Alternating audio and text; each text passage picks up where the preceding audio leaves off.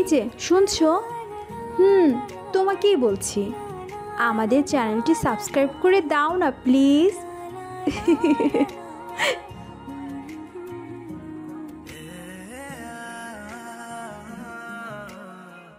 সাদা লাল বিছানা, বালিশে সোনালি কারচুপি, ঘরের প্রতিটি কোণ টকটকে আলোয় ঝলমল করছে, অথচ তার মাঝখানে বসে থাকা ছেলেটা যেন একেবারেই আলোর বাহিরে। অন্তর চুপচাপ বসে আছে খাটের কিনারে, পরনে পাঞ্জাবি পাজামা, মাথায় টিকিয়া দেওয়া, মুখে প্রশান্তি, চোখে গভীর নিঃশব্দতা, কিন্তু হৃদয়ের ভেতরে অন্ধকার জমেছে। সে অন্ধকারের ভার সে লুকিয়ে রেখেছে নিজের মুখের নিচে। ঘরের দরজা ঠাস করে খুলে ঢুকল মেহের ইসলাম। রাগে ঘৃণায় মুখ থমথমে, বরের পোশাকে বসে থাকা অন্তরের দিকে একবার তাকিয়ে ঠোঁট পাকালো। বাহ, নাটক তো বেশ ভালোই সাজিয়েছ।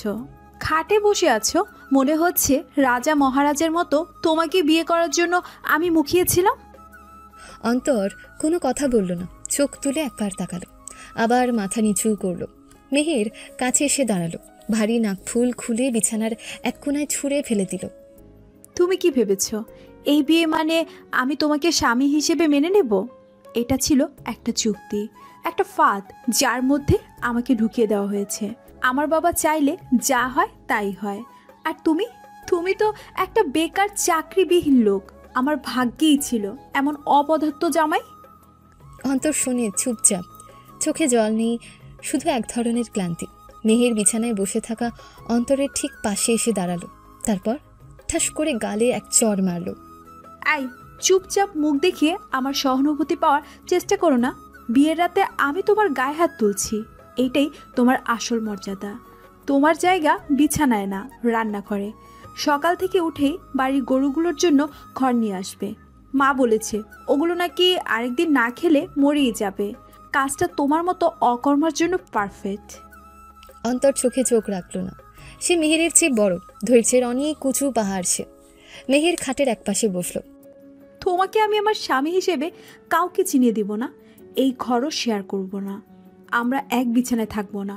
আমার চেহারা আর নাম তুমি মুখে নেবে না। আমাকে তুমি না বলে আপনি বলবে। আমি তোমার পরিচয় হতে চাই না। অন্তরের কাঁধে হাত দিয়ে ধাক্কা দিল সে। তুমি যদি আমার সঙ্গে ঘরের বাইরে যাও তাহলে চাকরের মতো থাকবে, দরজা খুলে দেবে, পেছনে দাঁড়িয়ে থাকবে, আমার সামনে চোখ তুলে তাকাবে না। অফিসে গেলে আমার ব্যাগ নিয়ে যাবে, বন্ধুরা জিজ্ঞাসা করলে বলবে তুমি আমার কাজের লোক, বাড়ির কাজের ছেলে। অন্তর আস্তে করে বলল, তুমি যা বলছো সব মেনে নেব আমি। তুমি যা করতে পারো আমার সাথে করো। মেহের হাসল। তুমি ভাবছো এই নম্রতা দিয়ে তুমি আমার মন পাবে? ছি, আমি তো এমন একজন স্বামী চেয়েছিলাম যার প্রোফাইল থাকতো, যার টাকা থাকতো, গাড়ি থাকতো, আর পেয়েছি এক গরিব, অযোগ্য, ব্যর্থ ছেলেকে। আমার ফ্রেন্ড সার্কেলরা যদি জানে আমি তোমার মতো ছেলেকে বিয়ে করেছি, লজ্জায় মরে যাব আমি। সো এই বিয়ের বিষয়টা যেন কেউ জানতে না পারে। সে এবার খাট থেকে উঠে দাঁড়ালো, দরজার দিকে এগিয়ে যেতে যেতে থেমে বলল, এই বাসর ঘরে আমি থাকবো না। তুমি একা ঘুমাও, একা কাঁদো, একা বোঝো কিভাবে একজন বেকার ছেলে একটা মেয়ের জীবন নষ্ট করে দিতে পারে। দরজা আবার ঠাস করে বন্ধ হয়ে গেল। বাতাস থেমে গেল ঘরে। আলো চলছে ঠিকই, কিন্তু যেন ছায়া গ্রাস করে নিচ্ছে দেওয়ালগুলো। অন্তর একা বসে থাকে, চারপাশে সাজানো ফুল, রং, রেশমি বিছানা, সবই যেন কোনো এক নিষ্ঠুর পরিহাস। চোখ বন্ধ করে ফেলল সে। ভেতরে জ্বলছে এক অগ্নিকুণ্ড, যেটা বাইরে কেউ টের পায়নি। অন্তরের বাসরাতটা এভাবেই কেটে গেল। আর তাদের বিয়ে কেন হয়েছিল, কোন কারণে হয়েছিল, সেটা জানতে হলে আমাদের আজকের এই গল্প ধৈর্য সহকারে শুনতে থাকুন। সকাল থেকে অন্তরকে বাজারে পাঠানো হয়েছে বাসার প্রয়োজনীয় শাকসবজি সদাই করার জন্য, আর অন্তর সেটাই করেছে। বাজার সদাই করে এসে বাড়ির গেটের সামনে দাঁড়িয়েছে। কলিং বেলে চাপ দিতে, দরজাটা খুলে দে আয়েশা, নতুন জামাই দাঁড়ায় আছে গেটে। রান্নাঘর থেকে মুখ বাড়িয়ে শাশুড়ি চেঁচিয়ে উঠলেন। বাড়ির কাজের মেয়ে আয়েশা বিরক্ত মুখে গেটের দিকে এগিয়ে গেল। বৃষ্টিতে ভেজা গেটের সামনে এক তরুণ দাঁড়িয়ে, মলিন শার্ট, হাতে সদাইয়ের ব্যাগ, মুখে একটা নির্লিপ্ত হাসি। আয়েশা একবার উপরের নিচে তাকিয়ে বলল, এই কে আপনি? এখানে দাঁড়িয়ে কি করতেছেন? অন্তর মাথা নিচু করে জবাব দিল, আমি এই বাড়ির জামাই, নাম অন্তর। মেয়েটা চোখ কুঁচকে তাকিয়ে বলল, আপনি জামাই? ছি, আপনি তো দেখতে একেবারে ড্রাইভারদের মতো। তারপর দরজা খুলে দিল। ভেতরে পা রাখতে সিঁড়ির উপর থেকে তীক্ষ্ণ গলায় চিৎকার এলো, আরে বাহ, আমার চাকর বরটা দেখছি অনেক ভদ্র, বাড়ির কাজের জন্য একদম পারফেক্ট। মেহের ইসলাম দাঁড়িয়ে আছে, পরনে নীল শাড়ি, ঠোঁটে ঘৃণা রেখা। ফজলুল হক, মেহেরের বাবা, শান্ত মুখে বললেন, মেহের, তোমার বিয়ে হয়ে গেছে, এখন ওর সম্মানটাই আসল। মেহেরের মা সালমা বেগম চায়ের কাপ নামিয়ে মুখ পাকালেন। সম্মান রাখার কথা বলছো তুমি? এই ছেলেটা এখন থেকে আমাদের বাড়ির কাজগুলো সামলাবে। মেহের সকালে হাঁটতে যাওয়ার সময় সঙ্গে থাকবে, মেহেরকে পার্টিতে নিয়ে যাবে, বাসার কাজ, বাজার সদাই সব করবে, বুঝেছো? অন্তর মাথা নিচু করে থাকলো, চুপচাপ, শব্দ না করে। মেহের নেমে এলো সিঁড়ি বেয়ে, সামনে দাঁড়িয়ে বলল, তুমি আমার স্বামী, এটা কেউ জানতে পারবে না। বাইরে বলবে তুমি আমার পার্সোনাল অ্যাসিস্ট্যান্ট, কথা কম বলবে, কাজ বেশি করবে। আমার অফিসে যাওয়ার সময় গেট খুলবে, দরজা ধরবে, বোতল খুলে জল দেবে, বুঝেছো? অন্তর শুধু বলল, জি ঠিক আছে। রাত 10টা, সব ঘরে আলো নিভে এসেছে। অন্তর বসে আছে স্টোরুমের এক কোণে। মেঝেতে পাতলা একটা বিছানা, এক কোণে ভাঙা টেবিল। চুপচাপ মোবাইলটা বের করলো। ফিঙ্গারপ্রিন্টে স্ক্যান হতেই স্ক্রিনে উঠে এলো ডেইলি রেভিনিউ আপডেট, 34 কোটি টাকা, সিইও লগ ইন সাকসেস। তার চোখে কোনো চমক নেই, শুধু জানালার বাইরে তাকিয়ে থাকে। বৃষ্টির শব্দে একটু শান্তি পায় না সে। এ বাড়িতে আজ সে অকর্মা জামাই, কিন্তু দেশের শীর্ষ বিজনেস গ্রুপের মালিক তিনি। সকালে 5টায় দরজায় ধাক্কা দিল মেহের। এই শুনছো, উঠে পড়ো, গাড়ি পরিষ্কার করো, নয়তো আমার বান্ধবীরা এসে হাসবে। আর শোনো, আমার হিল জুতো দুটো ঘষে চকচক করে দিবে, কাল রাতে যা ময়লা হয়েছে। অন্তর চোখে কিছু না বলে উঠে দাঁড়ালো, ব্যাগ থেকে নিজের হ্যান্ড গ্লাভস বের করলো। তার প্রতিটি চলন যেন নিয়ন্ত্রণে, নির্ভুল। দুপুরে বাড়িতে মেহেরের বন্ধুরা আসে, মিম, শিলা, রাফি, 3জনই উচ্চস্বরে হাসাহাসি করতে করতে ঢোকে। রাফি বলে, এই যে এই ছেলেটাকে। মেহের হাসি চাপতে চাপতে বলে, ও ও আমার পিয়ন, পার্সোনাল অ্যাসিস্ট্যান্ট। ওকে দিয়ে আমি ঝাড়ু দেই, জুতা পরিষ্কার করে, ফাইল বহন করাই, খুব কাজের ছেলে। অন্তর চুপচাপ পাশে দাঁড়িয়ে থাকে। মিম বলে, দেখতে তো হ্যান্ডসাম, এই ছেলের জন্য তো একটু বেশি দাম দিতে হবে। সবাই হেসে ওঠে। অন্তর কিছুই বলে না, শুধু টেবিলের এক কোণে তার ফোনের স্ক্রিনে তখন নোটিফিকেশন আসে, UK investment deal confirmed, total deal amount 1050 কোটি টাকা।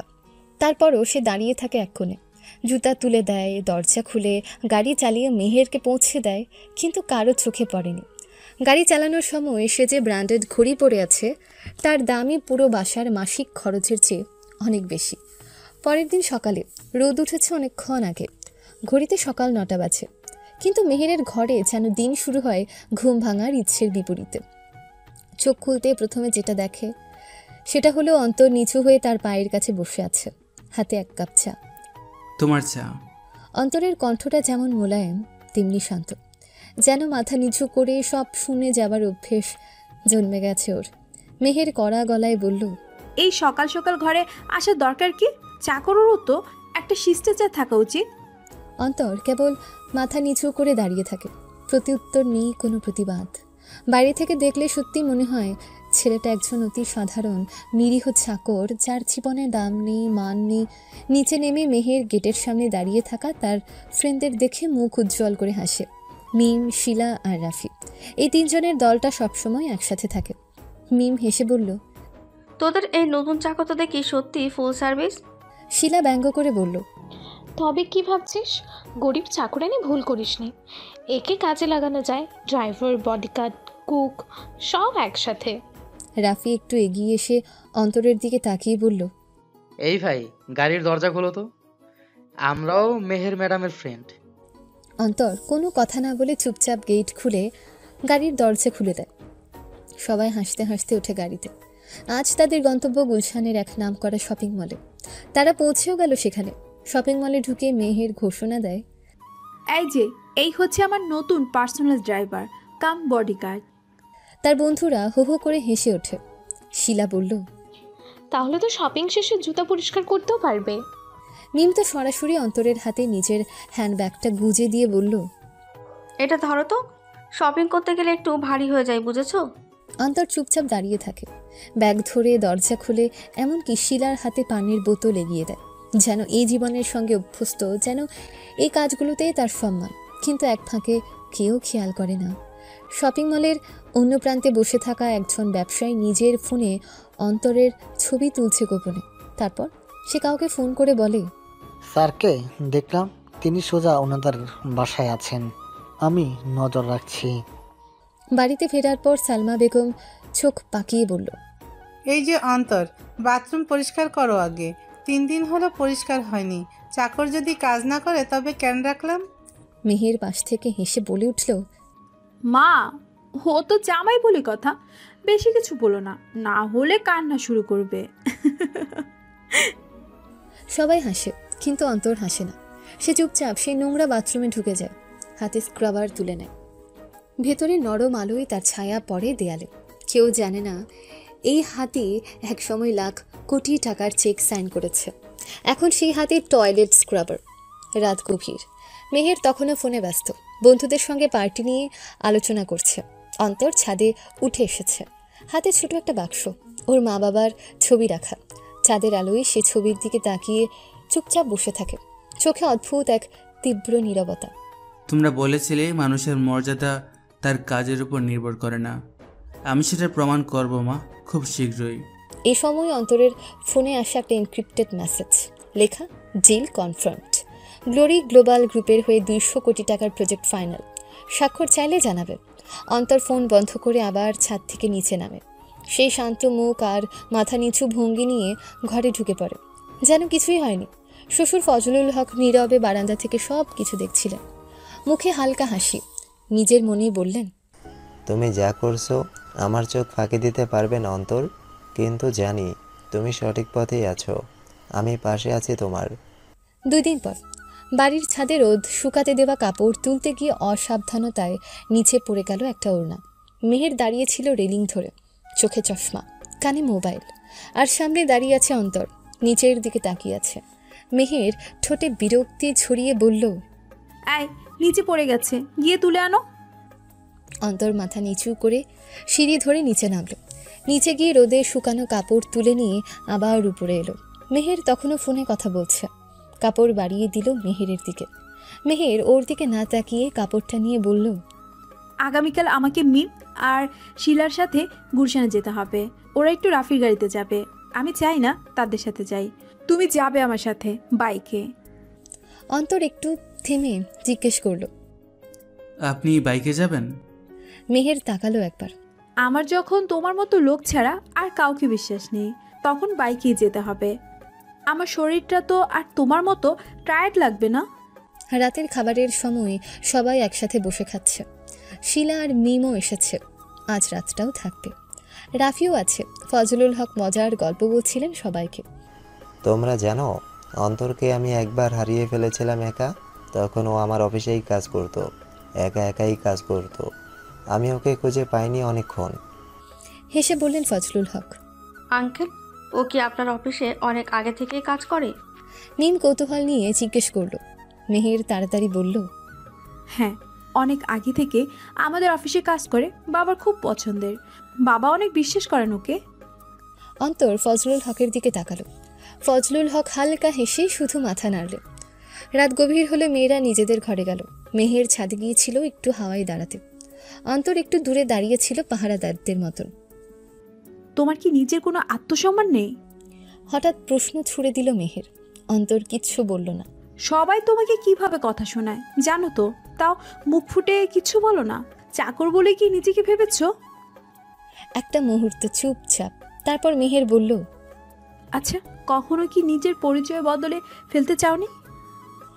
অন্তর ধীরে মাথা ঘুরিয়ে বলল, যদি বদলানো হয় মানুষ আগেরটা ভুলে যায়, যেটা আমি কখনো চাই না। মেহের এক মুহূর্ত চুপ করলো, তারপর নিচে নেমে গেল। অন্তর তার ফোনের স্ক্রিনের দিকে তাকালো। এখানে বড় করে একটা মেসেজ লেখা, সিঙ্গাপুর থেকে 5,000 কোটি টাকার একটা ডিল এসেছে, আপনি চাইলেই সেটা কনফার্ম করে দিতে পারি। বিজনেসের বিষয়ে আরও অনেক কিছু বিস্তারিতভাবে লেখা। সব কিছু পড়ার পর অন্তর রিপ্লাই দিল, I want to confirm this deal. পরদিন সকালে গুলশানে যাওয়ার আগে মেহের আর অন্তর বের হলো বাইকে করে। মুখে মাস্ক, চোখে সানগ্লাস।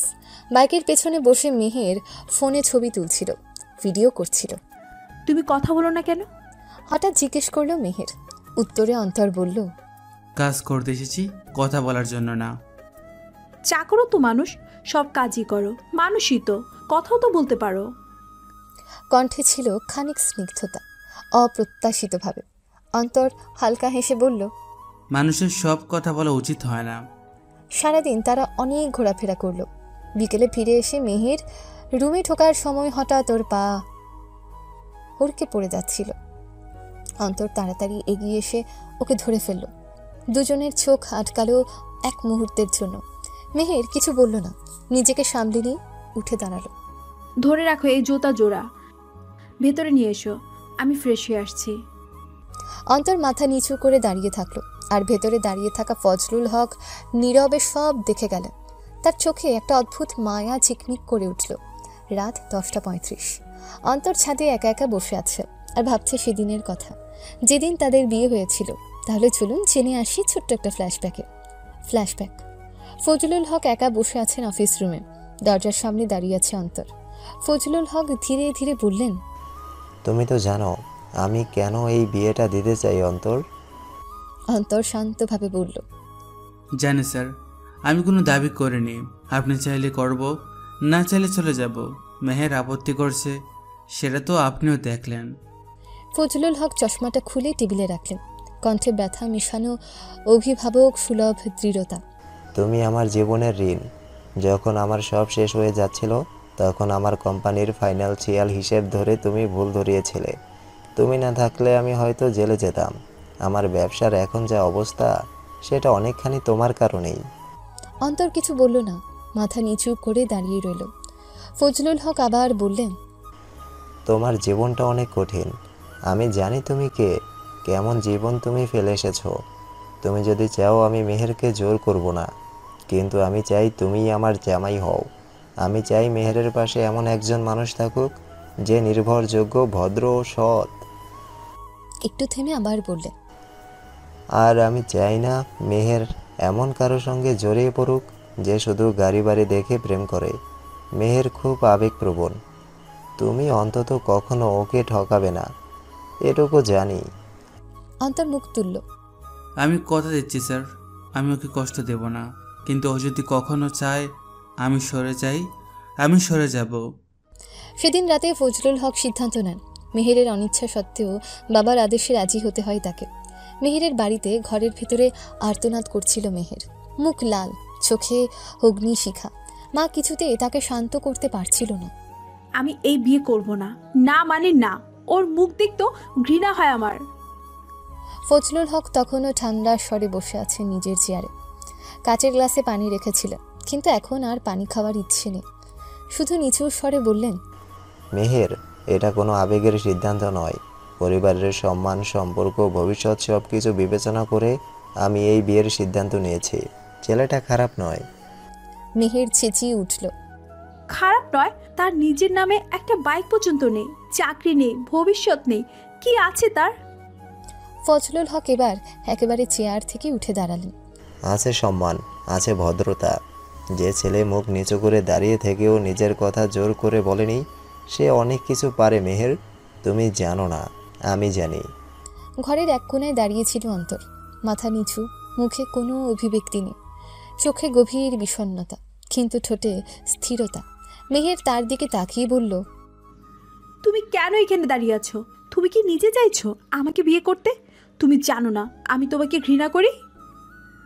অন্তর ধীরে বলল, জানি, তবুও তোমার বাবার সিদ্ধান্ত আমার মাথা পেতে নেওয়া ছাড়া উপায় নেই।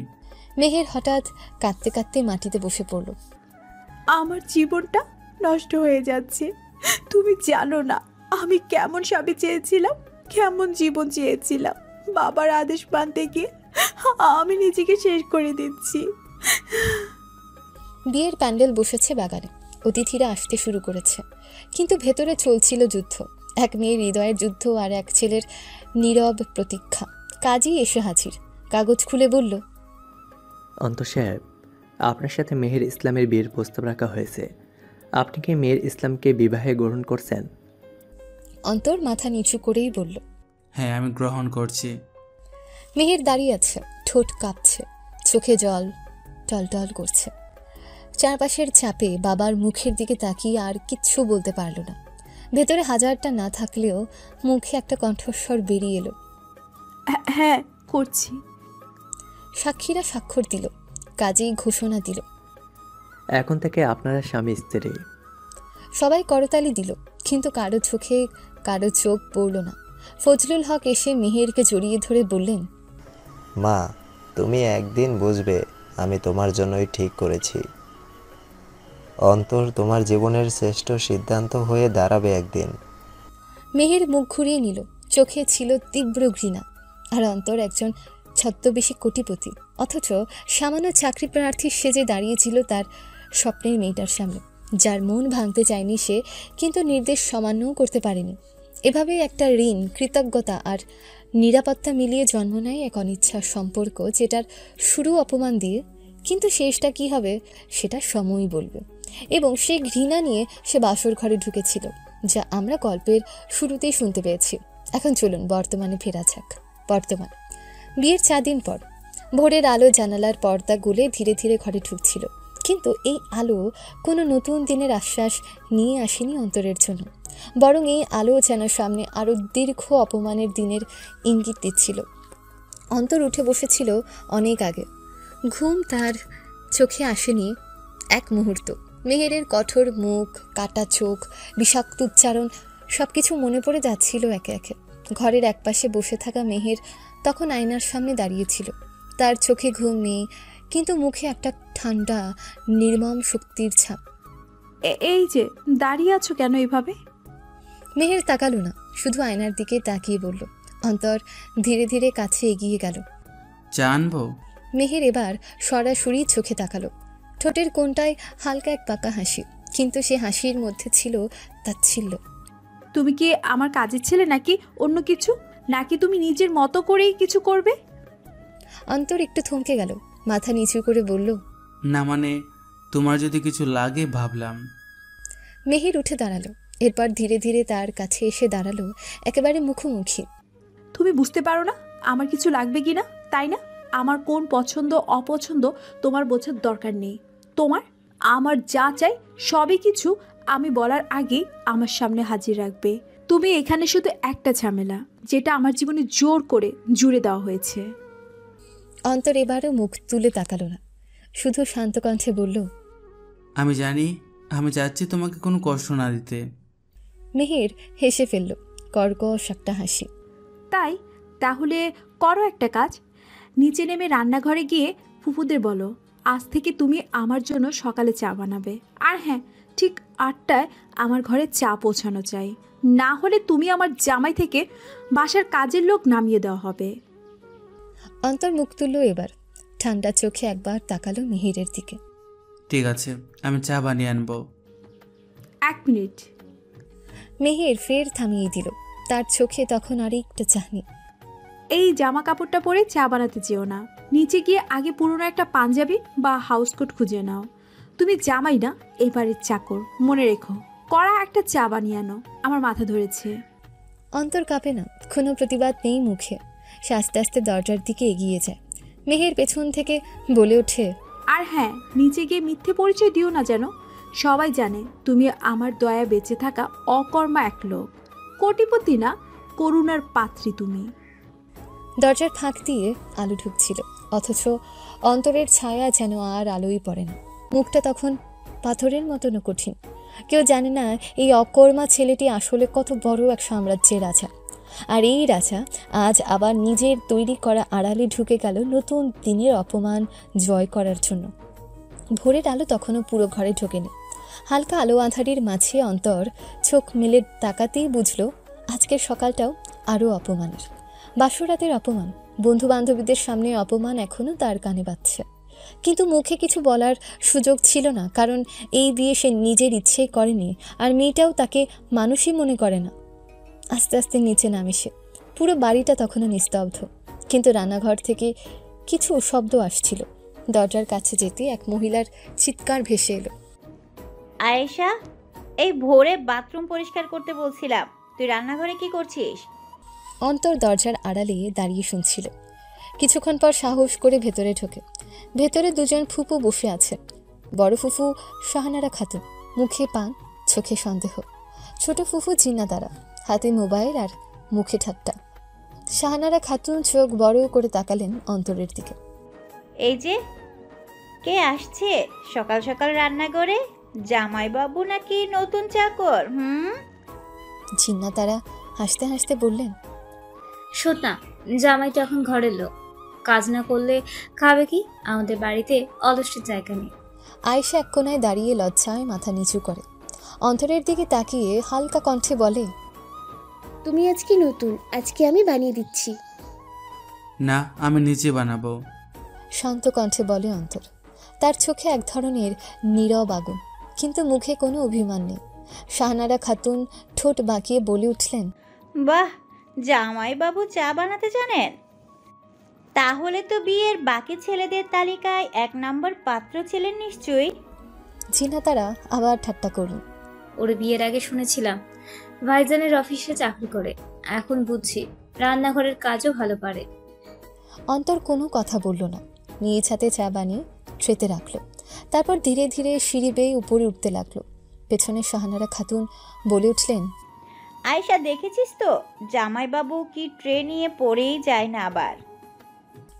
আয়েশা নিচু গলায় ফিসফিস করে বলল, আফা জানেন, ওর চোখে কেমন যেন অদ্ভুত কিছু দেখি, মাঝে মাঝে ভয়ও লাগে। মাথা নিচু করে ট্রে হাতে নিয়ে অন্তর মেহেরের ঘরে ঢোকে। মেহের দরজা খুলতে চোখ রাঙিয়ে বলে ওঠে, তুমি আবার চা এনেছো কেন? অন্তর মৃদু স্বরে বলে, তুমি বলেছিলে তোমার মাথা ধরছে, তাই চা বানিয়ে আনলাম। মেহের ট্রেটা হাত থেকে কেড়ে নেয়। ভেবেছো আমার চাকর তুমি? চা এনে কোনো উপকার করেছো ভাবছো? অন্তর চুপচাপ দাঁড়িয়ে থাকে। মেহের তার দিকে তাকিয়ে বলে, আজ দুপুরে আমার একটা প্রোগ্রাম আছে, বায়া ফ্যাশনের শোরুমে যেতে হবে, আমার সঙ্গে যাবে তুমি? অন্তর মাথা হেট করে বলে, ঠিক আছে, তবে মনে রাখবে। মেহের কড়া চোখে তাকিয়ে বলে, সামনে সামনে হাঁটবে না, গাড়ির দরজা খুলে দেবে, আমার পেছনে থাকবে, কেউ বুঝবে না তুমি কে। আমি কাউকে বলিনি তুমি আমার হাজব্যান্ড, এটাও বুঝিয়ে বলি। তুমি যেটা বোঝাবে না, কেউ যদি জিজ্ঞাসা করে তুমি কে, বলবে আমার ড্রাইভার। অন্তরের চোখে কিছু একটা লুকিয়ে থাকলেও মুখে নেই কোনো প্রতিক্রিয়া। সে মাথা নাড়ায়। মেহের হালকা গলায় বলে, তুমি এখন যাও। আর হ্যাঁ, চাটা নেহাত খারাপ বানাওনি। অন্তর হালকা হাসে, যেন জীবনে এই প্রথম কেউ তার চা বানানো প্রশংসা করলো। ঘর থেকে বের হয়ে আসে। সে জানে আজকের দিনটা শুধু একটা শুরু। প্রতিটি মুহূর্তে সে নিজের অপমান, নিজের পরিচয় লুকিয়ে চলবে। আর সে বাড়ির সবাই তাকে ভাববে চাকর জামাই। কিন্তু তার চোখের গভীরে যেটা কেউ পড়ে না, সেটা এক অব্যক্ত প্রতিজ্ঞা। এই ঘরে, এই মেয়ের সামনে, এই দুনিয়ায় একদিন সবাই জানবে কে সে। অন্তরের ফোনে মেসেজ আসলো, we made 20% profit from the Singapore deal. দুপুরবেলা। তুমি ঠিক করে চলতে পারো না? এই কেমন হাঁটা? মেহের পেছন ফিরে তাকিয়ে অন্তরকে জলদি ধমক দিয়ে বলল। অন্তর একটু মাথা নিচু করেই রইল, কিছু বলল না। গুলশানের অভিজাত ফ্যাশন শোরুম রয়্যাল ক্লজেটের সামনে দাঁড়িয়ে আছে ওরা। গেটে ঢুকতে চোখে পড়ে চকচকে ঝাড়বাতি, পুস্টোর আর শীতল এয়ার কন্ডিশনের ঠান্ডা হাওয়া। মেহের এই জায়গায় প্রায় আসে, এখানকার স্টাফরা তাকে চেনে, অভ্যস্ত চোখে তাকায়। কিন্তু আজ তার পাশে একজন সাদামাটা জামা পরা নির্লিপ্ত চেহারার লোক দেখে কিছুটা কৌতূহল। অন্তরের পরনে সাদা প্যান্ট, হালকা নীল শার্ট, পায়ে সাধারণ স্যান্ডেল, সাজসজ্জায় কোথাও কোনো দামি জিনিস নেই। মেহের ওকে পাশে দাঁড় করিয়ে ভেতরে ঢুকে গেল। রিসেপশন ডেস্ক পেরিয়ে প্রথম তলা ড্রেসিং রুমের দিকে এগোতেই একটা চেনা গলা। মেহের, ওয়াও, এতদিন পর। এটা ছিল তন্ময়ের গলা। চোখে কালো সানগ্লাস, ধবধবে সাদা কুর্তা পাজামা, গলায় পাতলা সোনার চিন। মেহের একটু হেসে বলল, হঠাৎ তুমি এখানে? তন্ময়ের চোখ পড়ে গেল অন্তরের দিকে, তার ছিলের হাসি। তুই যে এতটা বদলে গেছিস বুঝি নাই। এই ছেলেটাকে হেল্পার নাকি ড্রাইভার? মেহের একটু দ্বিধা করে বলল, ও হ্যাঁ, ও ওকে আজকে একদিনের জন্য এনেছি। গাড়িটা বাইরে পার্ক করে রেখেছে, তো একটু সাহায্য লাগবে। অন্তর চুপ, মুখে এক ফোঁটা প্রতিবাদের ছাপ নেই। চোখটা শুধু একবার মেহেরের দিকে তাকায়। তন্ময়ের সঙ্গে আরও 2-3 জন ছিল, তাদের মধ্যে ফিসফিসিয়ে বলল, ভাই এ আবার কেমন বডিগার্ড টাইপ রে, দেখতে তো গরিবের বরের মতো। তন্ময় হেসে বলল, বর নয়, এই মেয়ের তো বিয়ে হবে না কখনো। প্রিন্স চার্মিং কই পাবি রে? মেহের শুধু হাসল, কিছু বলল না। অন্তরের দিকে তাকিয়ে বলল, এসো, আমার ব্যাগগুলো ধরে রাখো। শোরুমের ভেতরে গিয়ে একের পর এক ডিজাইনার গাউন, শাড়ি, লেহেঙ্গা দেখছে মেহের। অন্তর পেছনে দাঁড়িয়ে ব্যাগ ধরছে, জলের বোতল এগিয়ে দিচ্ছে। মাঝে মাঝে দোকানের স্টাফরাও তাকে কর্মচারী মনে করে আদেশ করছে, এই শার্টটা একটু তুলে দাও, ওটা ভাঁজ করে রাখো, এসব বলে। সব সহ্য করেছে অন্তর, চোখে কোনো বিরক্তি নেই। তন্ময় আবার কাছে এসে দাঁড়ালো, এবার একটু নিচু গলায় বলল, মেহের, সত্যি বলতো তুই এই লোকটার সঙ্গে কিভাবে ঘুরছিস? তোকে মানায় না? মেহের একটু দ্বিধা করে বলল, জাস্ট আমার ড্যাডকে খুশি রাখতে ওকে সঙ্গে রাখছি। তন্ময় ঠোঁটে চওড়া হাসি টেনে বলল, এখনো মনে হচ্ছে তুই আমার সঙ্গে বেশি ভালো থাকতে। হঠাৎ হাতটা বাড়িয়ে দিল মেহেরের দিকে। অন্তরের চোখ গিয়ে পড়ে সেই হাতে, ধরে রেখেছে মেহেরের হাতকে। মেহের একটু পিছিয়ে গেলেও হাত সরায় না তন্ময়। তখনই অন্তর এক পা এগিয়ে এসে বলল, স্যার যদি একটু সরে দাঁড়াতেন, ম্যাডামকে সুটকেসটা ধরতে হবে। শীতল শালীন স্বরে বলা হলেও চোখে ছিল অদ্ভুত তীক্ষ্ণতা। তন্ময় ভ্রু কুঁচকে তাকালো। তুই কে রে বাপু, এভাবে বলিস? এটা আমাদের পার্সোনাল ব্যাপার। মেহের তাড়াতাড়ি বলল, ওকে কিচ্ছু বলিস না তন্ময়, চল অন্য জায়গায় ঘুরি। শোরুম থেকে বেরিয়ে আসার পর গাড়িতে বসে একটু কথা বলল না মেহের। অন্তর নিঃশব্দে ড্রাইভিং করছে। শোরুমের ভেতরে আরেকটা ঘটনা ঘটেছিল। সেটা ছিল মেহের শোরুমের এক কোণে দাঁড়িয়েছে, তার চোখ আটকে গেছে একটা বিশেষ কালেকশনের উপর। একটা হাই এন্ড একমাত্র ভার্সাচে ব্র্যান্ডের হ্যান্ডব্যাগ। ব্যাগটা রাখা আছে কাচের আলমারির ভেতরে, দাম লেখা নেই, শুধু পাশে ছোট্ট একটা signboard, exclusive, only on request. Meher একটু কাঁধ উঁচিয়ে কাউন্টারের এক স্টাফকে জিজ্ঞেস করলো, এই ব্যাগটার দাম কত?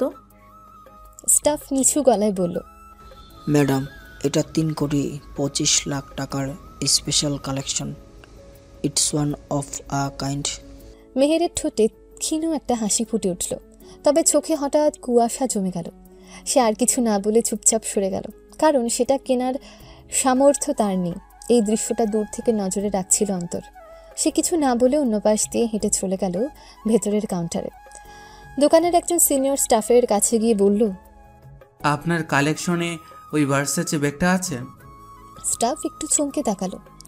জি আছে স্যার, আপনি দেখতে চান? না, আমি এটা কিনে নিচ্ছি, প্যাক করে দিন। Sure sir. অন্তর কোনো কথা না বলে ওয়ালেট থেকে একটা black premium international credit card বের করে দিল। কার্ডের উপর সোনালি হরফে লেখা কোম্পানির নাম আর প্রাইভেট ব্যাংকের হাই লিমিটেড সাইন চিহ্ন দেখে স্টাফদের চোখ বিস্ময়ে গোল হয়ে গেল। তারা মুখ চাওয়াচাওয়ি করে নিল, কিন্তু একজনও সাহস করল না কিছু জিজ্ঞেস করতে। সুদক্ষ হাতে বিল প্রসেস করে ব্যাগটা একেবারে গিফট প্যাকিং করে হাতে ধরিয়ে দিল। অন্তর শুধু বলল, আমার নাম কোথাও উল্লেখ করবেন না, ওটা গিফট হিসেবে যাবে, আর কেউ জানবে না যে আমি এটা কিনেছি। স্টাফরা বিনয়ের সঙ্গে মাথা ঝুঁকিয়ে সম্মতি জানালো। অন্তরের চোখে হালকা হাসি ফুটে উঠল। সে আবার ফিরে গেল মেহেরের পাশে, যেন কিছুই হয়নি। মেহের তখনও ব্যাগটার দিকে তাকিয়ে একটা দীর্ঘশ্বাস ফেলে পেছন ফিরে দাঁড়িয়েছিল, আর অন্তরের চোখে খেলে গেল এক টুকরো বিজয়ের দীপ্তি। অপরিচিত থেকেও তার অদৃশ্য উপস্থিতি ছুঁয়ে গেল মেহেরের অহংকারের দেয়ালের উপরে একটা অনুভূতির স্পর্শ। আর ব্যাগটা তার লুকিয়ে থাকা দেহরক্ষীর হাতে দিয়ে বলল, এটা আমার রুমের আলমারিতে রাখবে। শোরুম থেকে তারা বেরিয়ে এলো। অন্তর গাড়ি চালাচ্ছে আপন মনে, আর চোখের সামনে বারবার ভেসে উঠছে তন্ময়ের হাতে ধরা সেই দৃশ্যটা। মেহের কিছু বলল না, সরাই উনি। নিজেকেই বলল সে, আমি কি চাই, প্রতিশোধ নাকি ভালোবাসা? ওর চোখে চোখ রেখে একদিন বলবো, আমি সেই মানুষ যাকে তুমি চিনতেও শিখোনি। আকাশটা অন্ধকার, বাতাসে ঝড়ের ইঙ্গিত। অন্তরের চোখে লুকিয়ে থাকা ঝড় এখনও শান্ত, তবে কতক্ষণ চলবে এভাবে?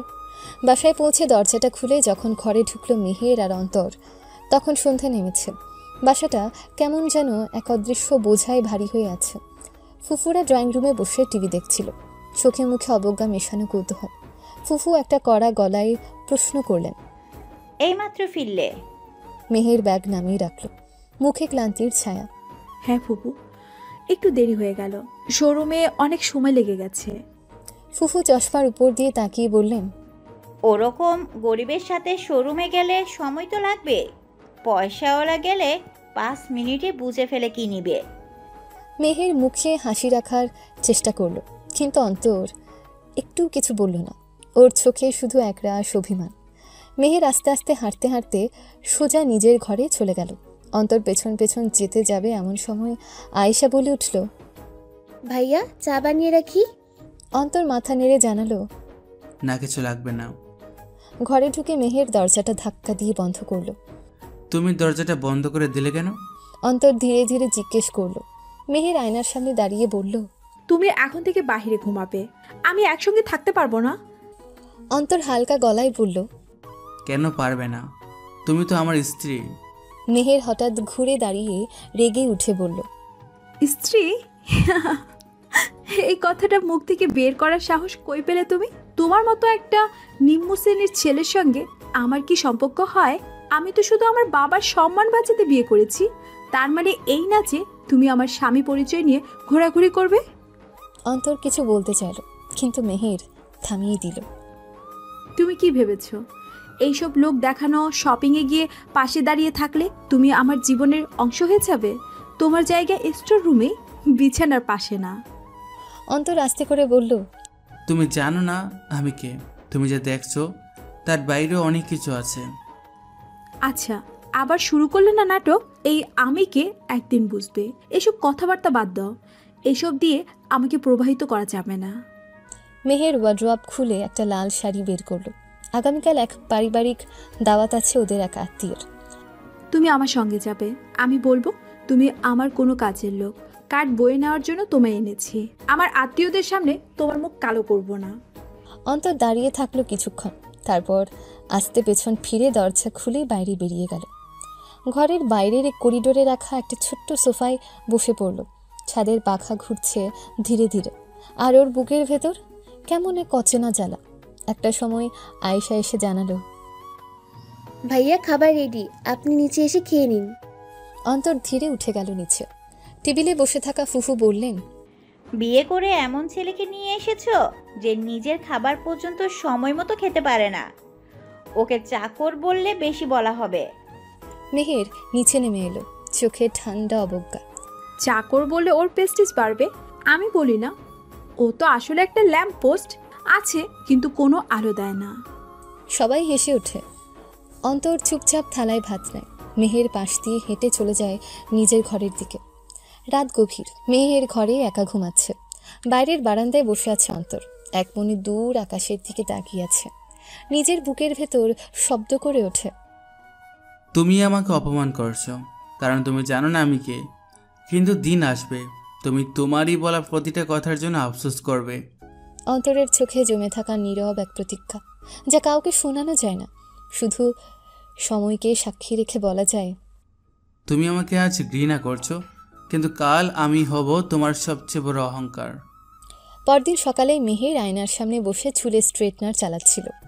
ড্রেসিং টেবিলের উপর ছড়ানো ছিল কয়েকটা কসমেটিক্স আর এক সেট হালকা গোল্ডেন ঝকমকে জুয়েলারি। অন্তর দরজার পাশে দাঁড়ানো ছিল, এক পা ভেতরে এক পা বাইরের করিডোরে। শুনছো? মেহের চোখ তুলে তাকায়নি, মুখেই বলল, আজ আমার মামার বাড়িতে দাওয়াতে যেতে হবে, তুমি সাথে যাবে? অন্তর কিছু না বলে দাঁড়িয়ে থাকে। কিন্তু শোনো, বেশি কথা বলার দরকার নেই। কেউ কিছু জিজ্ঞাসা করলে বলবে তুমি আমার ড্রাইভার, আমি এই পরিচয় করাবো, ভুলেও অন্য কিছু বলো না।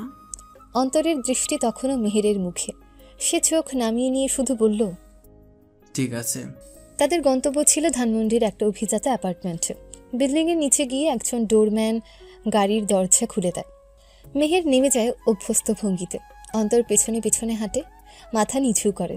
বাড়িতে প্রবেশ করতে আতিথেয়তায় ভরা এক দৃশ্য চোখে পড়ে। বড় হল ঘরে বসলো বিছানা। মেহেরের এক খালা রেশমা খাতুন, ফুফাতো বোন লাবিবা আর কিছু আত্মীয় স্বজন ঘিরে বসা। কারো কারো মুখে এক ধরনের অদ্ভুত কৌতুকপূর্ণ হাসি। রেশমা খালা চোখ টিপে জিজ্ঞেস করলেন, এই লোকটা কে মা? নতুন চাকর নাকি? মেহের হাসতে হাসতে বলল, হ্যাঁ খালা, একদম নতুন, একেবারে গ্রাম থেকে এসেছে, এখনো শহরের নিয়মকানুন ভালো করে জানে না। অন্তরের মুখে কোনো ভাবান্তর নেই, সে পাশে দাঁড়িয়ে থাকে। চেহারায় তো কিছুটা স্মার্টনেস আছে, কিন্তু কাজ জানে তো? চেষ্টা করছে। মেহের মুখে বিরক্তির ছাপ এনে বলল। একটা ছোট্ট ছেলে পাশ দিয়ে দৌড়ে যায়, মেহেরের কানে ফিসফিস করে বলল, আপু, তোমার চাকর দেখতে হিরোদের মতো। মেহের ধমক দেয়, বড়রা কথা বলছে, চুপ কর। দাওয়াতের পরিবেশন চলতে থাকে, অন্তরকে কেউ বসতে দেয় না। বারবার ওকে গ্লাস এনে দিতে বলা হয়, ছোটদের খাবার পৌঁছে দিতে বলা হয়, একবার তো চা বানাতে পাঠানো হয়। হঠাৎ করে একজন মহিলা চেঁচিয়ে ওঠে, আমার পার্স কে নিল? সবাই চমকে ওঠে। বাড়ির কাজের মেয়ে আর অন্তরকে সন্দেহের চোখে দেখা শুরু হয়। একজন কাজের মেয়ে বলে, এই যে নতুন ছেলেটা আছে না, ওকে আমি সেখানেই দেখেছিলাম একটু আগে। মেহের মুখ ঘুরিয়ে ঠান্ডাভাবে বলে, আমি আগেই বলেছি গ্রামের ছেলে, আমি এক্ষুনি পার্সেলটা খুঁজে দেখি ওর ব্যাগে। অন্তর ঠান্ডাভাবে বলে, দরকার নেই, পার্সটা ওই সোফার নিচে পড়ে আছে। সবাই চুপ। সত্যি পার্সটা ওখানেই পড়েছিল। মেহের ক্ষণিকের জন্য লজ্জা পায়, কিন্তু আবার নিজের অহং ফিরে আসে। ভুল হলেও তো সন্দেহ তো হতেই পারে নতুন লোকের উপর। অন্তর মাথা নিচু করে দাঁড়িয়ে থাকে। দাওয়াত শেষ হয় বিকেলে। গাড়িতে ওঠার পর মেহের বলে, আজ ভালো করেছো অন্তত আমার মুখটা রাখলে। অন্তর কিছু বলে না, শুধু জানালার বাইরে তাকিয়ে থাকে। বাসায় ফিরে সবাই ব্যস্ত হয়ে পড়ে। আয়েশা তখন মেহেরের মাকে চা দিচ্ছিল। পাশের ঘর থেকে ফুফু এসে বলে ওঠে, এই ছেলেটাকে ভালো করে নজরে রাখতে হবে, চেহারা দেখে মনে হয় না ও গরিবের ছেলে। রাতে অন্তর ছাদে ওঠে। হালকা হাওয়া বইছে। সে পকেট থেকে একটা ফোন বের করে কানে তোলে। হ্যাঁ, আমি ঠিক আছি। অপমানটা অনেক বড় ছিল আজ, সময় মতো সব হিসেব বুঝিয়ে দেব। ফোনের ওপাশ থেকে গলা শোনা যায়, তুমি যেমন বলেছিলে আমরা প্রস্তুত, শুধু তোমার ইশারার অপেক্ষা। অন্তরের ঠোঁটে একটা রহস্যময় হাসি খেলে যায়। 2 দিন পর রাতে খাবারের পরপরই সবাই যে যার মতন ঘরে চলে গেছে। আজকে বাড়িতে একটু বেশি লোক, কারণ মেহেরের খালাতো বোন লাবিবা এসেছে শহরে। কয়েকদিন থাকবে এই বাড়িতে।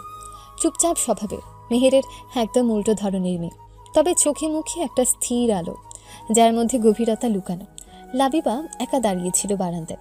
গাছে গাছে বাতাসের গুনগুন, শহরের নীরবতা আর হালকা আলো জ্বলা রাস্তাগুলো তাকিয়েছিল তার চোখে। হঠাৎ নিচের উঠানে অন্তরকে দেখা গেল, হাতে ঝুড়ি, কিছু শুকনো কাপড় তুলছিল। লাবিবা নেমে গেল ধীরে ধীরে। এই কাজগুলো কি সবসময় তুমি একা করো? অন্তর একটু চমকে তাকালো। হ্যাঁ, সবাই ব্যস্ত থাকে তাই নিজেই করি। লাবিবা এগিয়ে এসে তার হাত থেকে একটা জামা নিয়ে বলল, তোমার এই শান্ত স্বভাবটা আমার ভালো লাগে, তুমি কখনো কারোর সঙ্গে রাগই করো না কেন? অন্তর চোখ সরিয়ে নিচের দিকে তাকিয়ে বলল, রাগ করি কিন্তু দেখাই না। এই কথার মাঝে মেহের বারান্দায় এসে দাঁড়ায়। অন্ধকারে দাঁড়িয়ে থেকে নিচের দৃশ্যটা দেখে। লাবিবা অন্তরের সঙ্গে কথা বলছে, মাঝে মাঝে হাসছে, এমনকি এখন অন্তরের পাশে দাঁড়িয়ে কাপড় গুছাচ্ছে। মেহেরের ভেতরে হালকা কাঁপন, অজানা কিছু অনুভূতি। সে নিজেও বুঝতে পারে না কিসের জন্য তার বুক ভারী লাগছে। লাবিবা তখন বলছে, তুমি জানো, আমি যখন ছবি আঁকি তখন অনেক মানুষের মুখ দেখি, কিন্তু তোমার মুখে একটা আলাদা বিষণ্ণতা আছে, আমি সেটা ক্যানভাসে তুলতে চাই। অন্তর মাথা নিচু করে বলল, আমার মুখ দেখার মতো কিছু নেই। ভুল বলছো। লাবিবার কণ্ঠে ছিল দৃঢ়তা। তোমার মতো মুখ দেখার জন্য কেউ মন দিয়ে তাকাতেই জানে না, এটাই সমস্যা। উপরে দাঁড়িয়ে মেহের থেমে যায়। এই প্রথম সে অনুভব করে অন্তর যেন আর তার নিয়ন্ত্রণে নেই। কিছু একটার দিকে সে এগিয়ে যাচ্ছে, যেটা হয়তো মেহের চায় না। রাতে খাওয়ার সময় সবাই টেবিলে বসে। ফজলুল হক হাসি মুখে বলেন, লাবিবা মা, তোমার এখানে আসা তো বাড়িটা অনেক আনন্দময় করে তুলেছে। কে রে মেহের, তোর মতো একরোখানা মেয়ে তো খুব মিষ্টি। মেহের 1 চামচ ভাত মুখে তুলতে গিয়ে থেমে যায়। সে কিছু বলে না, শুধু চোখ সরিয়ে রাখে অন্তরের দিক থেকে। খাবার শেষে সবাই যখন বিশ্রাম নিচ্ছে তখন হঠাৎ করে মেহেরের ফুফু হুড়মুড়িয়ে পড়ে যান রান্নাঘরের পাশে। মাথায় আঘাত লেগেছে, রক্ত বের হচ্ছে। সবাই চিৎকার করছে, মেহের চেঁচিয়ে কাঁদছে। আব্বু, আব্বু, ডাক্তার ডাকো। কেউ ঠিকমতো বুঝে উঠতে পারছে না কি করা উচিত।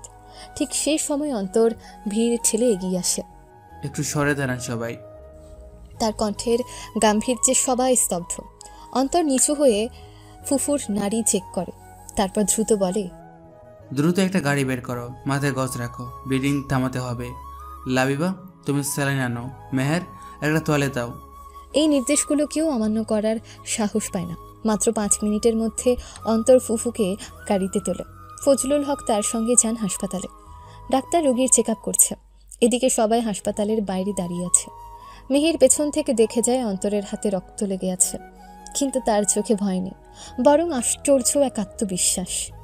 লাবিবা এসে পাশে দাঁড়ায় মেহেরের, নিচু স্বরে বলে, তোমার স্বামী অনেক শক্ত মেরুদণ্ডের মানুষ, কেউ সেটা বোঝে না, শুধু তোমার চোখে দেখা দরকার।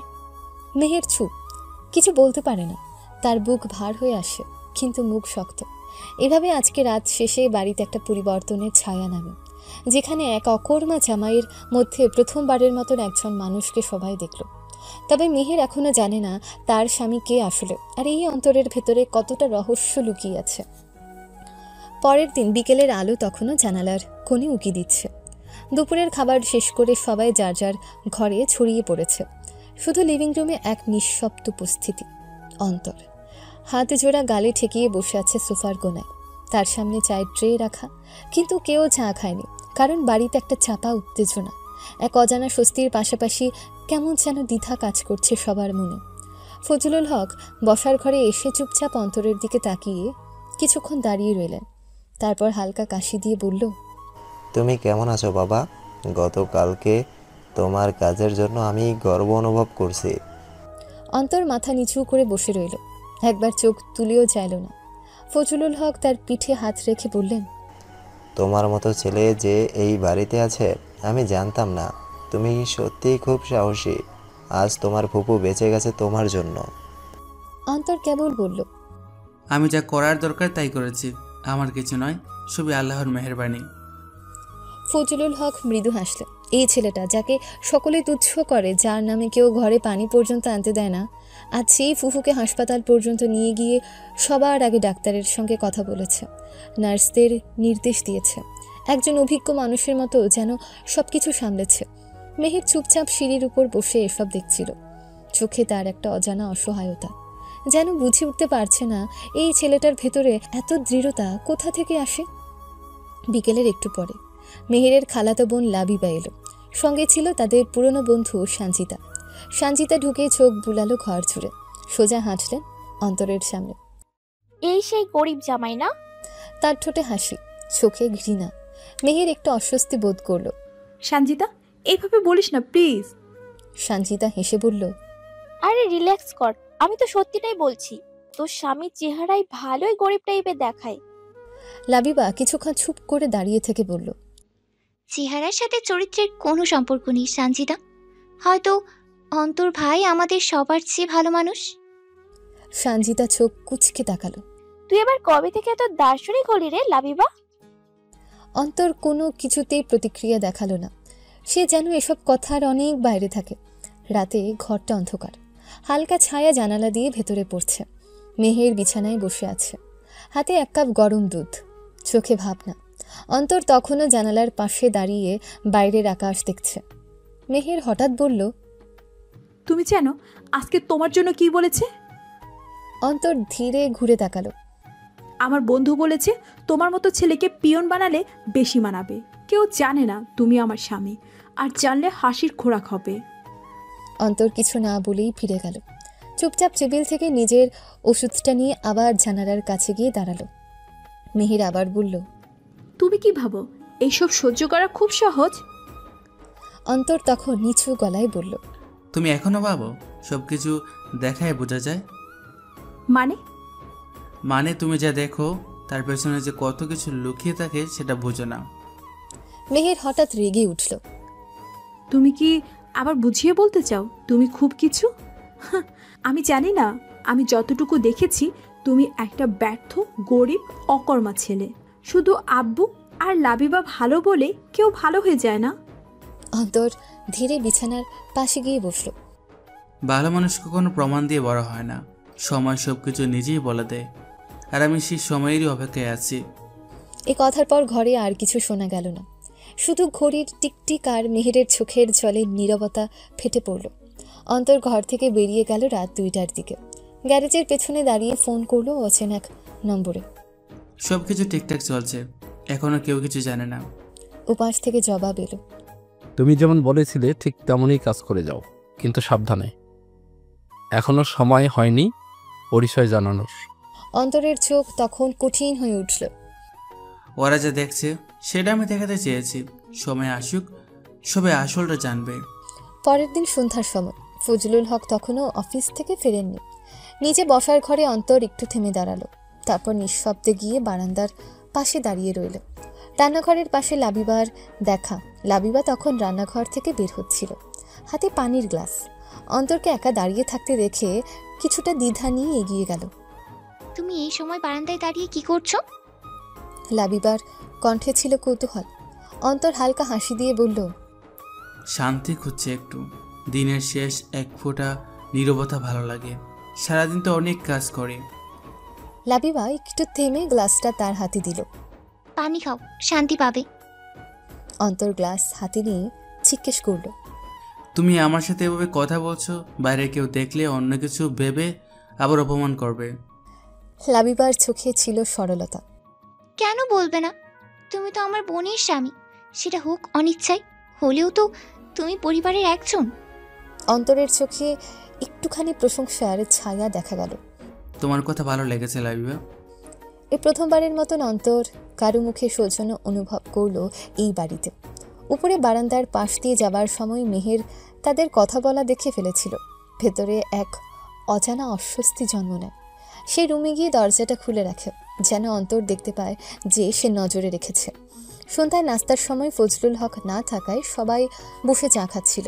ফুফু হাসতে হাসতে বললেন, ছেলেটা কি এখনো কাজকর্ম কিছু শুরু করে নাই? মেহের এক চুমুক দিয়ে বলে উঠল, ও কাজ করবে কি করে? কাজ করতে গেলে কিছু তো থাকতে হয়। আমি ভাবছি ওকে রান্নাঘরে হেল্পার বানিয়ে দেই, আয়েশার সাথে কাজ শিখুক। সবার মুখে চাপা হাসির ঢেউ ওঠে। অন্তর চুপচাপ নিচু মাথায় বসে থাকে। রান্নাঘরে আয়েশা চায়ের কাপ পরিষ্কার করছিল। হঠাৎ অন্তর পেছনে দাঁড়ানো দেখে একটু চমকে উঠল। আপনি এখানে? কি লাগবে ভাইয়া? অন্তর মাথা নাড়ল। না কিছু লাগবে না, এমনি দাঁড়িয়ে আছি। আয়েশা বলল, আপনাকে সবাই নিয়ে হাসে, অপমান করে। আমিও প্রথম দিন আপনাকে অপমান করেছিলাম, যেদিন প্রথম আপনি এই বাড়িতে পা রাখেন। কিছু মনে করবেন না ভাইয়া, পারলেই ছোট বোনটাকে ক্ষমা করে দিবেন। না আয়েশা, আমি কিছু মনে করিনি। তুমি তোমার ভুলটা বুঝতে পেরেছো, এটাই তো অনেক। আর আমি সেদিন যেভাবে এসেছিলাম সেভাবে যে কেউ দেখলে আমাকে এমনই অপমান করতো। কিন্তু আমি জানি আপনি সেই রকম না, আপনার চোখে সাহস আছে। অন্তর মৃদু হেসে উত্তর দিল, সবাই যা দেখে সবসময় তা সত্যি হয় না আয়েশা। রাত নেমে এসেছে। মেহের নিজের রুমে ঢুকে দরজা বন্ধ করে দেয়, লাইট অফ করে বিছানায় গা এলিয়ে দেয়। অন্যদিকে অন্তর ছাদে দাঁড়িয়ে আকাশের দিকে তাকিয়ে থাকে। পকেট থেকে ফোন বের করে 1 নম্বরে কল করে। ওপাশে কেউ রিসিভ করলে সে বলে, সব কিছু ঠিকঠাক, এখনো কেউ কিছু টের পায়নি, পরিচয় গোপন রেখেছি বলে ফোনটা কেটে দেয়। তখনই ফোনে আরেকটা মেসেজ আসে। মেসেজে লেখা ছিল, this month's revenue is 200 crore and new deal confirmed in USA. মেসেজটা পড়ার পর অন্তর নিচের দিকে তাকায়।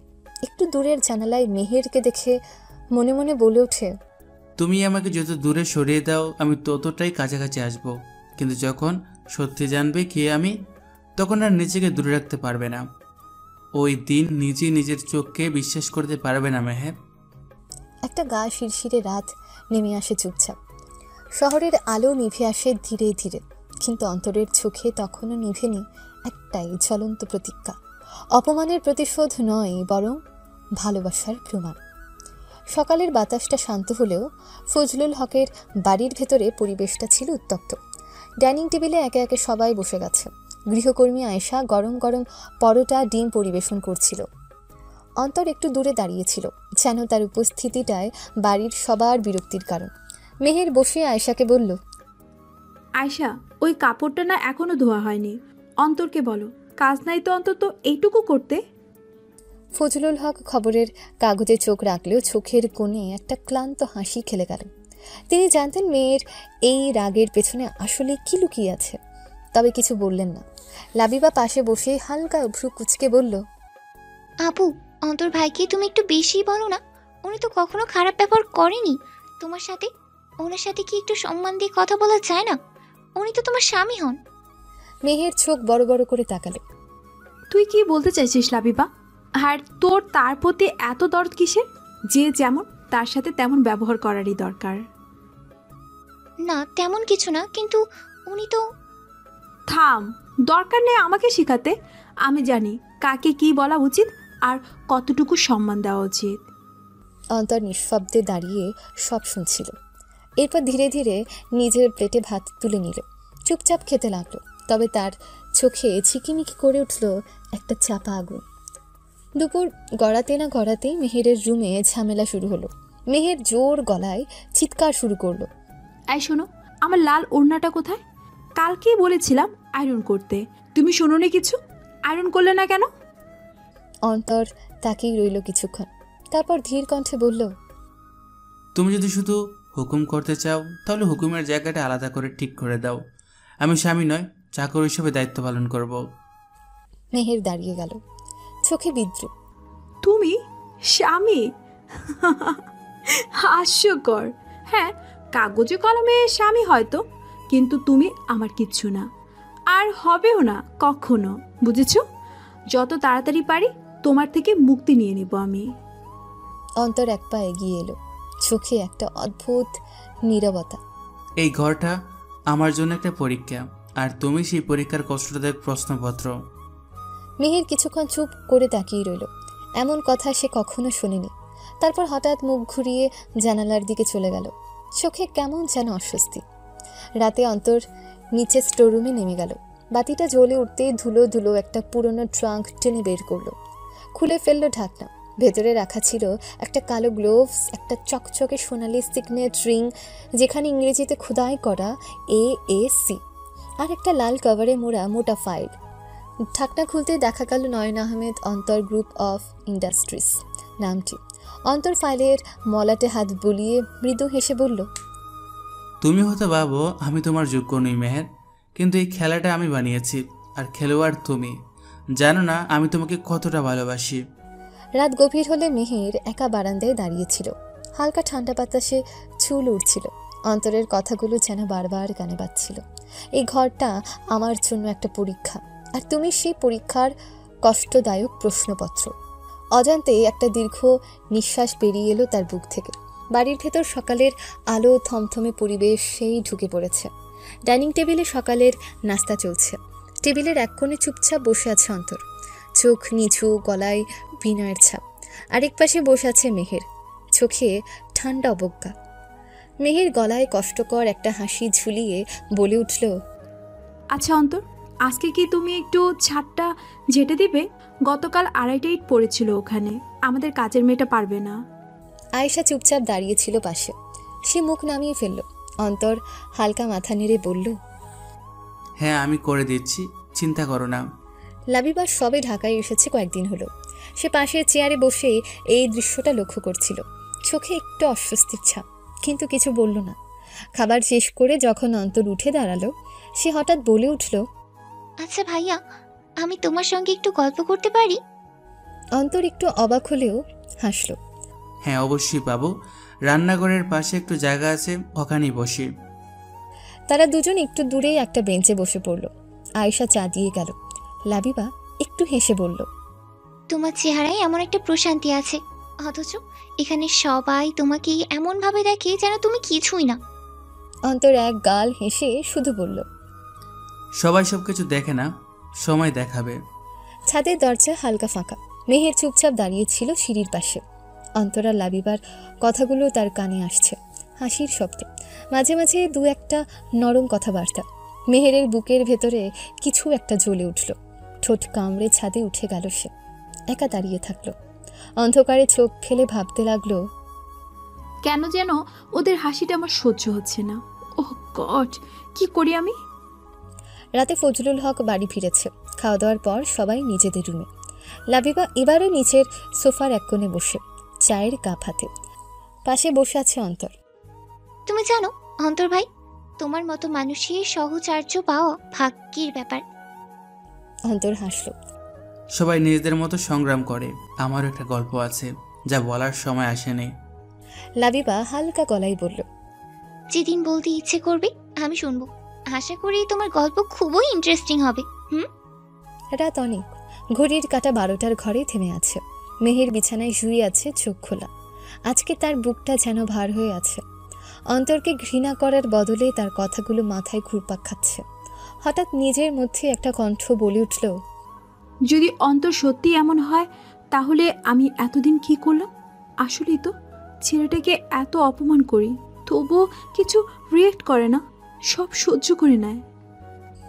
কোনো উত্তর ছিল না। ঘর অন্ধকার, কিন্তু মেহেরের ভেতরের অন্ধকার আরও গাঢ় হয়ে উঠেছে। সকালবেলা ঘরের ভেতর নরম আলো, জানালা দিয়ে সকালের মৃদু রোদের ছায়া বিছানায় এসে পড়েছে। চারপাশে এক ধরনের শান্ত পরিবেশ, কিন্তু এই নিস্তব্ধতার ভেতরেও একটা অজানা অস্বস্তি যেন ঘুরপাক খাচ্ছে। মেহের ধীরে ধীরে চোখ মেলে দেখে অন্তর জানালার পাশে বসে আছে চুপচাপ। চোখ তার বাইরে, কিন্তু মন যেন কোথাও অন্যখানে। তাকে দেখে প্রথমে কিছু না বলে চুপচাপ তাকিয়ে রইল মেহের। সে পুরনো অভিমান, রাগ যেন হঠাৎ কোথায় যেন হালকা হয়ে গেছে। অথচ মেহের নিজেই জানে না কেন। অন্তর ধীরে তাকায় তার দিকে। চোখে কোনো অভিযোগ নেই, কেবল নিঃশব্দ একটা প্রশ্ন, তুমি আজ কথা বলবে তো? মেহের উঠে বসে, একটা হালকা কাঁথা গায়ে, গলার স্বর ঠান্ডা, তবে আজ কেমন যেন অতটা কড়কড়ে নয়। এত ভোরে উঠে পড়েছো কেন? আর এখানে এভাবে বসে আছো কেন? কি নিয়ে এত চিন্তা করছো? অন্তর শান্ত স্বরে বলল, ঘুম ভেঙে গেছে, রোদ ভালো লাগছিল, তাই এখানে এসে বসলাম সকালের রোদটাকে উপভোগ করার জন্য। মেহের কিছু বলল না। সে জানে এই কথোপকথন বেশি দূর এগোবে না। তবুও আজ অন্তরের কণ্ঠে এক ধরনের শান্ত অভিব্যক্তি ছিল, সেটা মেহের আগে খুব একটা খেয়াল করেনি। এ সময় দরজায় কড়া নড়ে। লাবিবা হাতে এক কাপ চা আর বিস্কুট নিয়ে ঘরে ঢোকে। চোখে মুখে হাসি, কণ্ঠে স্বাভাবিক সৌজন্য।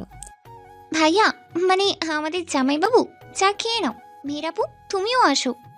মেহের কেমন যেন থমকে যায়। লাবিবার মুখে জামাইবাবু শব্দটা কেমন অস্বস্তি এনে দেয়। সে যেন ভুলে যেতে চায় এই লোকটা তার স্বামী। অন্তর ধন্যবাদ জানিয়ে চা নিল। মেহের তাকিয়েই রইল, তারপর উঠে রুম ছাড়ল। রান্নাঘরে লাবিবা আর অন্তর একসাথে বসে চা খাচ্ছে। মাঝে মধ্যে হালকা কথা। ভাইয়া, তুমি খুব কম কথা বলো কেন? অন্তর হেসে বলল, অনেক কথা বললেই মানুষ ভুল বেশি করে ফেলে, আমি একটু কম করে চলি, কথা কম বলি। লাবিবা মুগ্ধ হয়ে তাকিয়ে থাকে। এমন শান্ত বিনয়ী স্বভাব, এটা তার ভালো লাগছে। তবে তুমি যতটা শান্ত, মেহের ততটাই তেরা, সবার মতো। অন্তর হেসে বলে, জানি, কিন্তু সে যেমন সেটাই তো তার রং। মানুষ নিজের মতো করে সুন্দর, আমি এসব কিছু মনে করি না। একদিন সে নিজেই বুঝবে।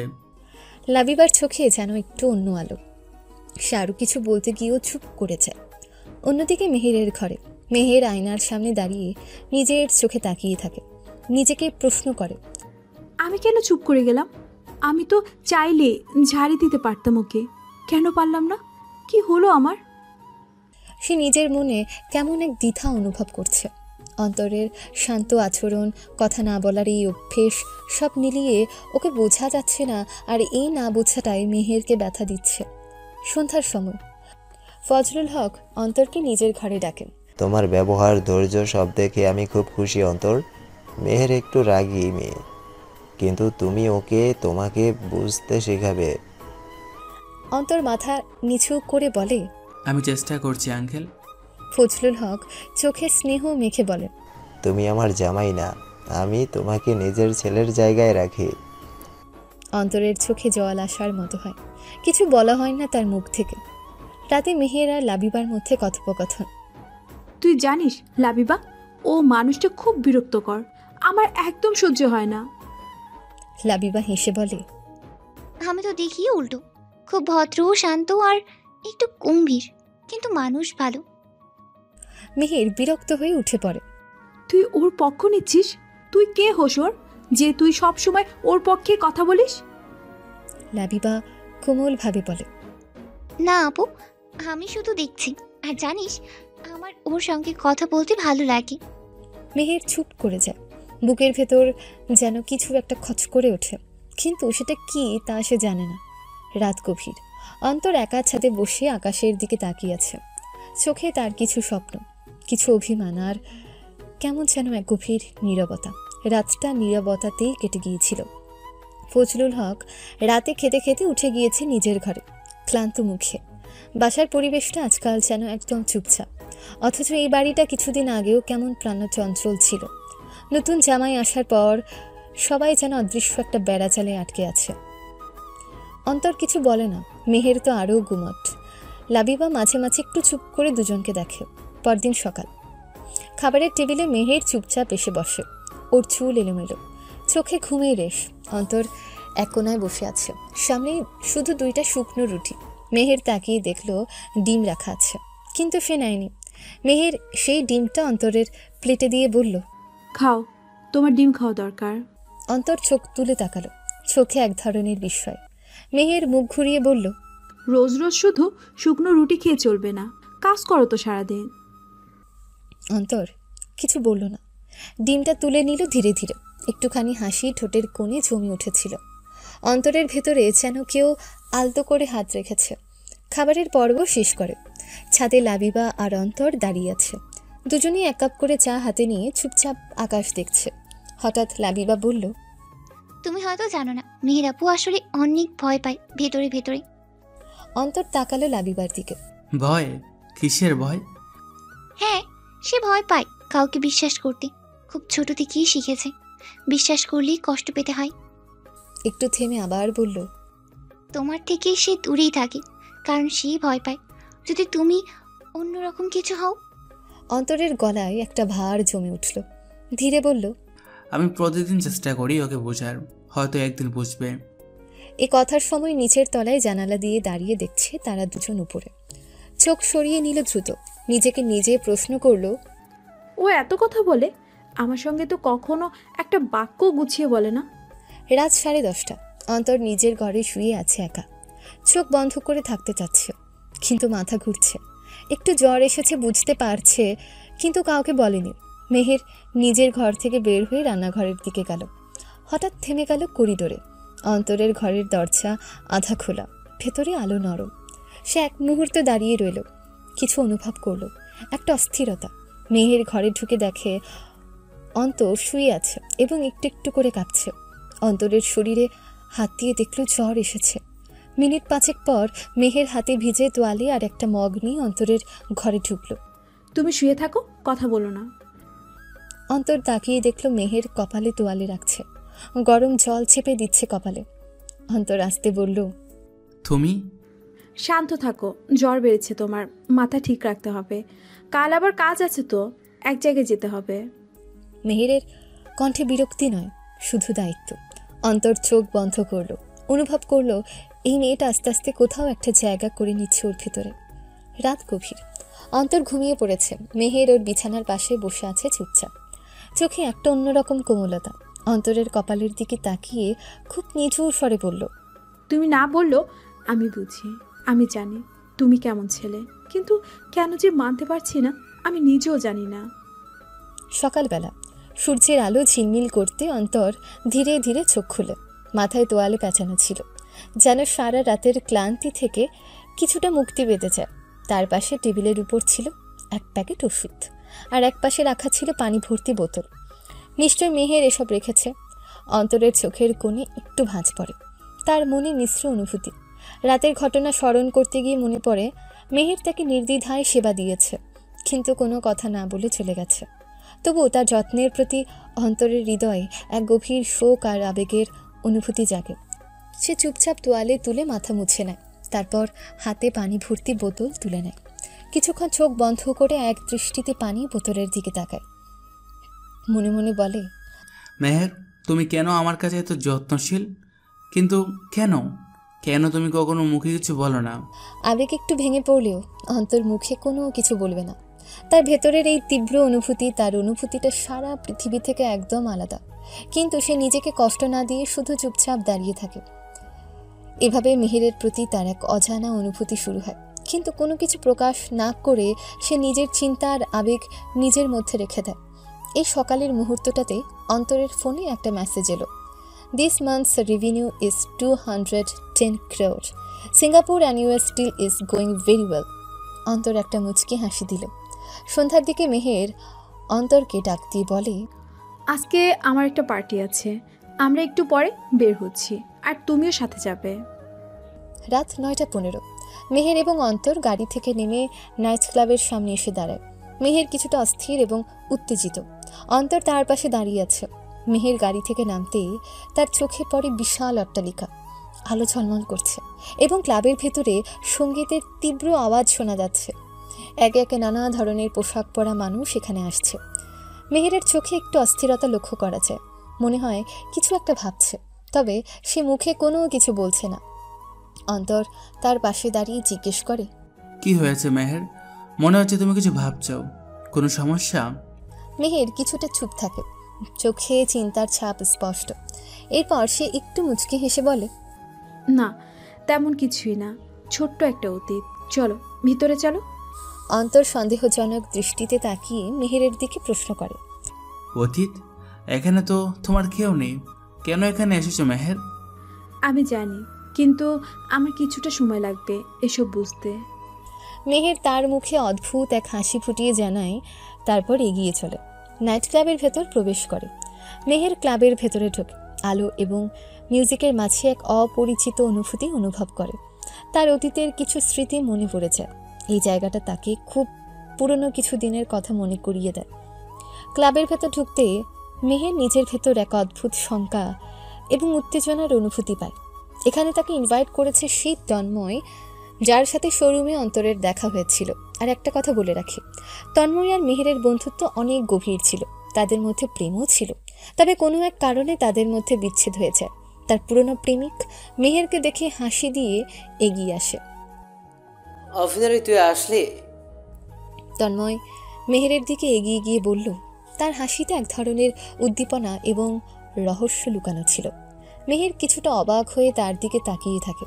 তন্ময় আবার হাসতে হাসতে বলে, দীর্ঘদিন পর তোকে আবার দেখলাম, ভেবেছিলাম তুই আর আসবি না। তুই তো অনেক বদলে গেছিস তন্ময়। মেহের কিছুটা অপ্রস্তুত হয়ে বলে। তন্ময় হাসতে হাসতে জানায়, এটা বলিস না, তোর তো আর তেমন কিছু বদলাবে না, সব সময় তো তুই যেমন ছিলি আমিও তো সেভাবেই আছি। মেহের তার চোখে একটা বিরক্তির ছাপ রেখে বলে, তুই বদলাবি না আমি জানি, তবু আমি এসে পড়লাম, যদিও সেটা একেবারে ইচ্ছাকৃত নয়। তন্ময় একটা মদের গ্লাস নিয়ে আসে এবং মেহেরকে তা দিতে মেহের কিছুটা দ্বিধা করতে থাকে। তন্ময় তার মুখে মুচকে হাসি নিয়ে বলে, চল মেহের, একবার মজা নে, তুই তো জানিস আমাদের পুরনো দিনের কথা, একবার মনে কর, ভালো লাগবে।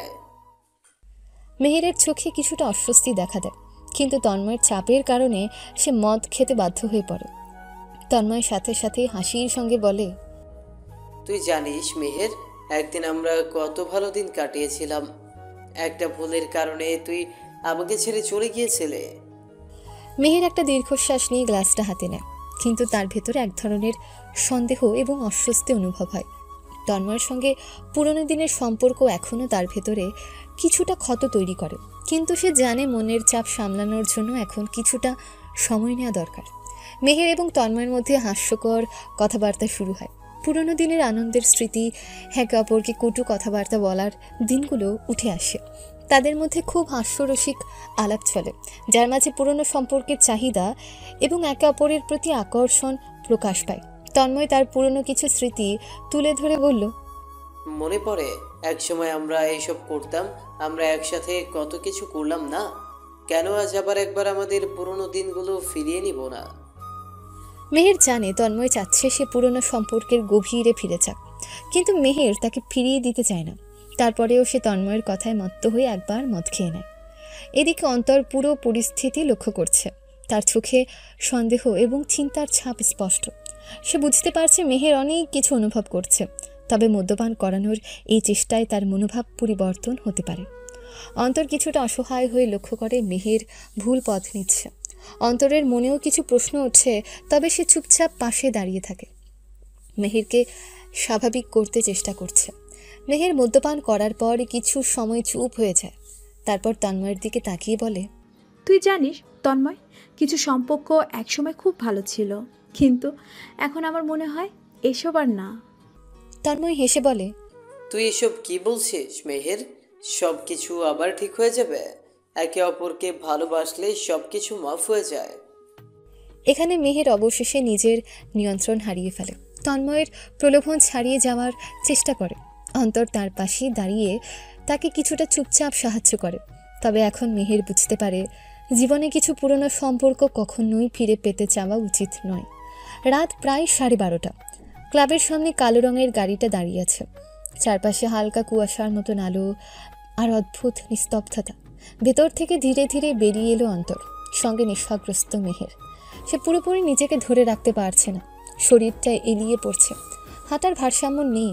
অন্তর গভীর মুখে এক হাতে মেহেরের কোমর ধরে তাকে গাড়ির দিকে নিয়ে যাচ্ছে। ক্লাবের লোকজন কেউ কিচ্ছু বলছে না, কারণ সেই চোখে এখন একরকম শাসন আর রাগ। কারো সাহস হচ্ছে না বাধা দেবার। গাড়ির দরজা খুলে মেহেরকে আস্তে করে বসিয়ে দেয় অন্তর। তারপর গাড়িতে উঠে নিজেও সিট বেল্ট বেঁধে ড্রাইভ করতে শুরু করে। মেহের যেন হঠাৎ খুব গভীর কিছু ভাবছে। তার চোখ বুজে আসে, আবার হঠাৎ খুলে বলে ওঠে, অন্তর তুমি খুব সুন্দর জানো। অন্তর কিছু বলে না, এক হাত মেহেরকে ধরে অন্য হাতে স্টিয়ারিং ধরে গাড়ি চালাতে শুরু করে। মেহের আবার বলে, তুমি জানো আমার সব প্রেমিক আমার সঙ্গে খেলেছে। তন্ময়, ও আমাকে মিথ্যে বলেছিল ও আমায় বিয়ে করবে। তারপর সে কথার মাঝে হঠাৎ চুপ করে যায়, চোখের কোণে জলের রেখা। অন্তর মুখ ঘোরায় না, শুধু জিজ্ঞেস করে, তুমি ঠিক আছো? মেহের হেসে ফেলে, হেসেই বলে, তুমি আমার ভালোবাসে না অন্তর? তুমি তো আমাকে ছেড়ে যাবে না, তাই না? বলো না প্লিজ। আমি তো ভালোবাসতে চেয়েছিলাম, বুঝতে পারোনি। তার গলা কেঁপে ওঠে। নেশাগ্রস্ত হলেও কিছু কথা হৃদয়ের গভীর থেকে উঠে আসে। অন্তর চুপ। বাইরে রাতের হাওয়া গাড়ির জানালার কাঁচে আঘাত করছে। রাস্তায় সিগন্যাল পড়েছে লাল। সে থামে, পাশ ফিরে মেহেরের দিকে তাকায়। মেহের আবার ফিসফিস করে, তুমি জানো অন্তর, আমি আজও কাউকে ভুলতে পারিনি, কিন্তু তুমি আলাদা। তোমার চোখে আমি কিছু দেখি যা অন্যের চোখে পাইনি। অন্তরের বুকের ভেতর চাপা ঢেউ উঠে। সে মুখে কিছু বলে না। সিগন্যাল সবুজ হয়, গাড়ি আবার চলতে শুরু করে। হঠাৎ মেহের অন্তরের হাতে হাত রাখে, শক্ত করে ধরে ফেলে। তুমি চলে যেও না প্লিজ। কেউ যেন আর আমার জীবন নিয়ে খেলা না করে অন্তর। আমি ক্লান্ত। তার চোখ বন্ধ হয়ে আসছে, গলা ভারী হয়ে আসে। আমি যদি কখনো কিছু ভুল বলি আমাকে মাফ করে দিও। আমি জানি না ঠিক কবে থেকে তোমাকে ভালো লেগেছে, কিন্তু আমি সেটা স্বীকার করিনি। আমি দুর্বল, খুবই দুর্বল, কিন্তু তুমি শক্ত। তুমি ঠিক একজন পাহাড়ের মতো। অন্তর চুপচাপ শুনছে সব কথা। তার মুখের মধ্যে তীব্র এক দ্বন্দ্ব। সে শুধু নিজেকে সংযত রাখে। শেষমেশ গাড়ি তাদের বাসার সামনে থামে। অন্তর নেমে আসে, তারপর গাড়ির অন্য পাশে ঘুরে এসে দরজা খুলে মেহেরকে কোলে তুলে নেয়। মেহের একটু প্রতিবাদ করে না, শুধু মাথাটা অন্তরের বুকে রেখে ফিসফিস করে বলে, তুমি কি আমার পাশে থাকবে? অন্তর মুখে কিছু না বলে সোজা সিঁড়ি বেয়ে উপরে উঠে যায়। বাসায় এখন জানে মেহের পুরোপুরি তার মধ্যে নেই। বাসার পরিবেশ নিঃশব্দ, সবাই ঘুমিয়ে পড়েছে। শাস্তে করে দরজা খুলে মেহেরের রুমে ঢোকে। মেহেরের বিছানার পাশে এসে পৌঁছায় সে। মেহের তখনও আধো ঘুমে। তাকে আস্তে করে বিছানায় শুয়ে দিতে গেলে সে আবার অন্তরের হাত চেপে ধরে। তুমি গেলে কেন? আমার পাশে বসো একটুখানি। অন্তর ধীরে ধীরে বসে পড়ে বিছানার পাশে। মেহেরের মাথা বালিশে এলিয়ে পড়ে। একটা দীর্ঘ নিঃশ্বাস ফেলে বলে, তুমি তো কিছুই বলো না। তুমিও কি আমায় ভালোবাসো না? অন্তর তার দিকে তাকিয়ে থাকে, তারপর নিঃশব্দে উঠে দাঁড়িয়ে জানালার পাশে গিয়ে দাঁড়ায়। ঘরটা নিঃশব্দ। জানালার কাছে ঝাপসা হয়ে থাকা রাতের আলো নিঃশব্দে ঢুকে পড়েছে। ঘরের একপাশে দাঁড়িয়ে থাকা অন্তর হাত ভাঁজ করে তাকিয়ে আছে বিছানার দিকে, যেখানে অচেতন অবস্থায় শুয়ে আছে মেহের। বিছানার চাদরটা খানিকটা এলোমেলো, চুলগুলো বিছানার বালিশের উপর ছড়িয়ে ঠোঁট দুটো শুকিয়ে গেছে, মুখে ক্লান্তির ছাপ।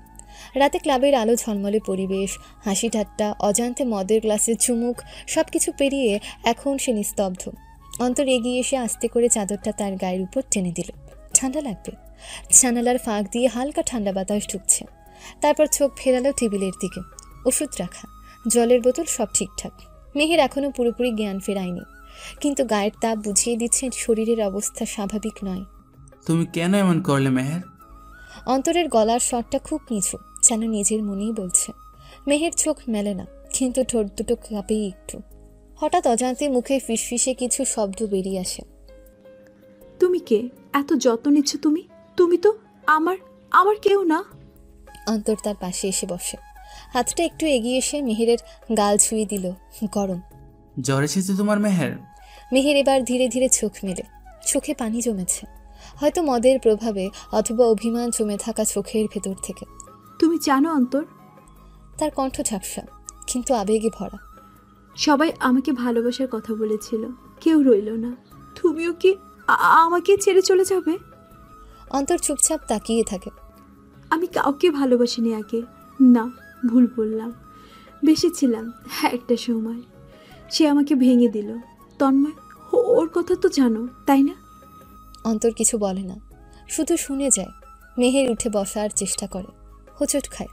অন্তর তাকে ধরে, বালিশে ঠেকিয়ে দেয়। তখন মেহের একদম চোখে চোখ রেখে বলে, তুমি এক্ষুনি চলে যাবে বুঝি আমাকে এই অবস্থায় ফেলে? না, আমি আছি। অন্তর ধীরে বলে। মেহের চোখ বন্ধ করে আবার বলে, আমার পাশে থাকো। আজ রাতে কেউ যেন না ফেলে আমাকে আর। তারপর নিজের অজান্তে হাত বাড়িয়ে অন্তরের হাত ধরল। তাদের চোখের ভেতরে একসাথে জমে থাকা এতদিনের দূরত্ব, ভুল বোঝাবুঝি, অবহেলা যেন ভেঙে ভেঙে পড়ে যাচ্ছে এই মুহূর্তে। অন্তর উঠে গিয়ে বাতি নিভিয়ে দিল। শুধু হালকা এক নীলচে আলো জ্বলছে জানালার পাশে। সে আলোর নিচে বিছানার চাদরে আবছা ছায়া দুটো ধীরে ধীরে একে অপরের দিকে এগিয়ে আসছে। মেহের চাদরের নিচে অন্তরের দিকে মুখ বাড়িয়ে বলে, তুমি কি বিশ্বাস করবে আমি তোমাকে অপছন্দ করতাম না কোনোদিন? শুধু নিজের দুর্বলতা ঢাকতে ভালোবাসার উপর রাগ করতাম।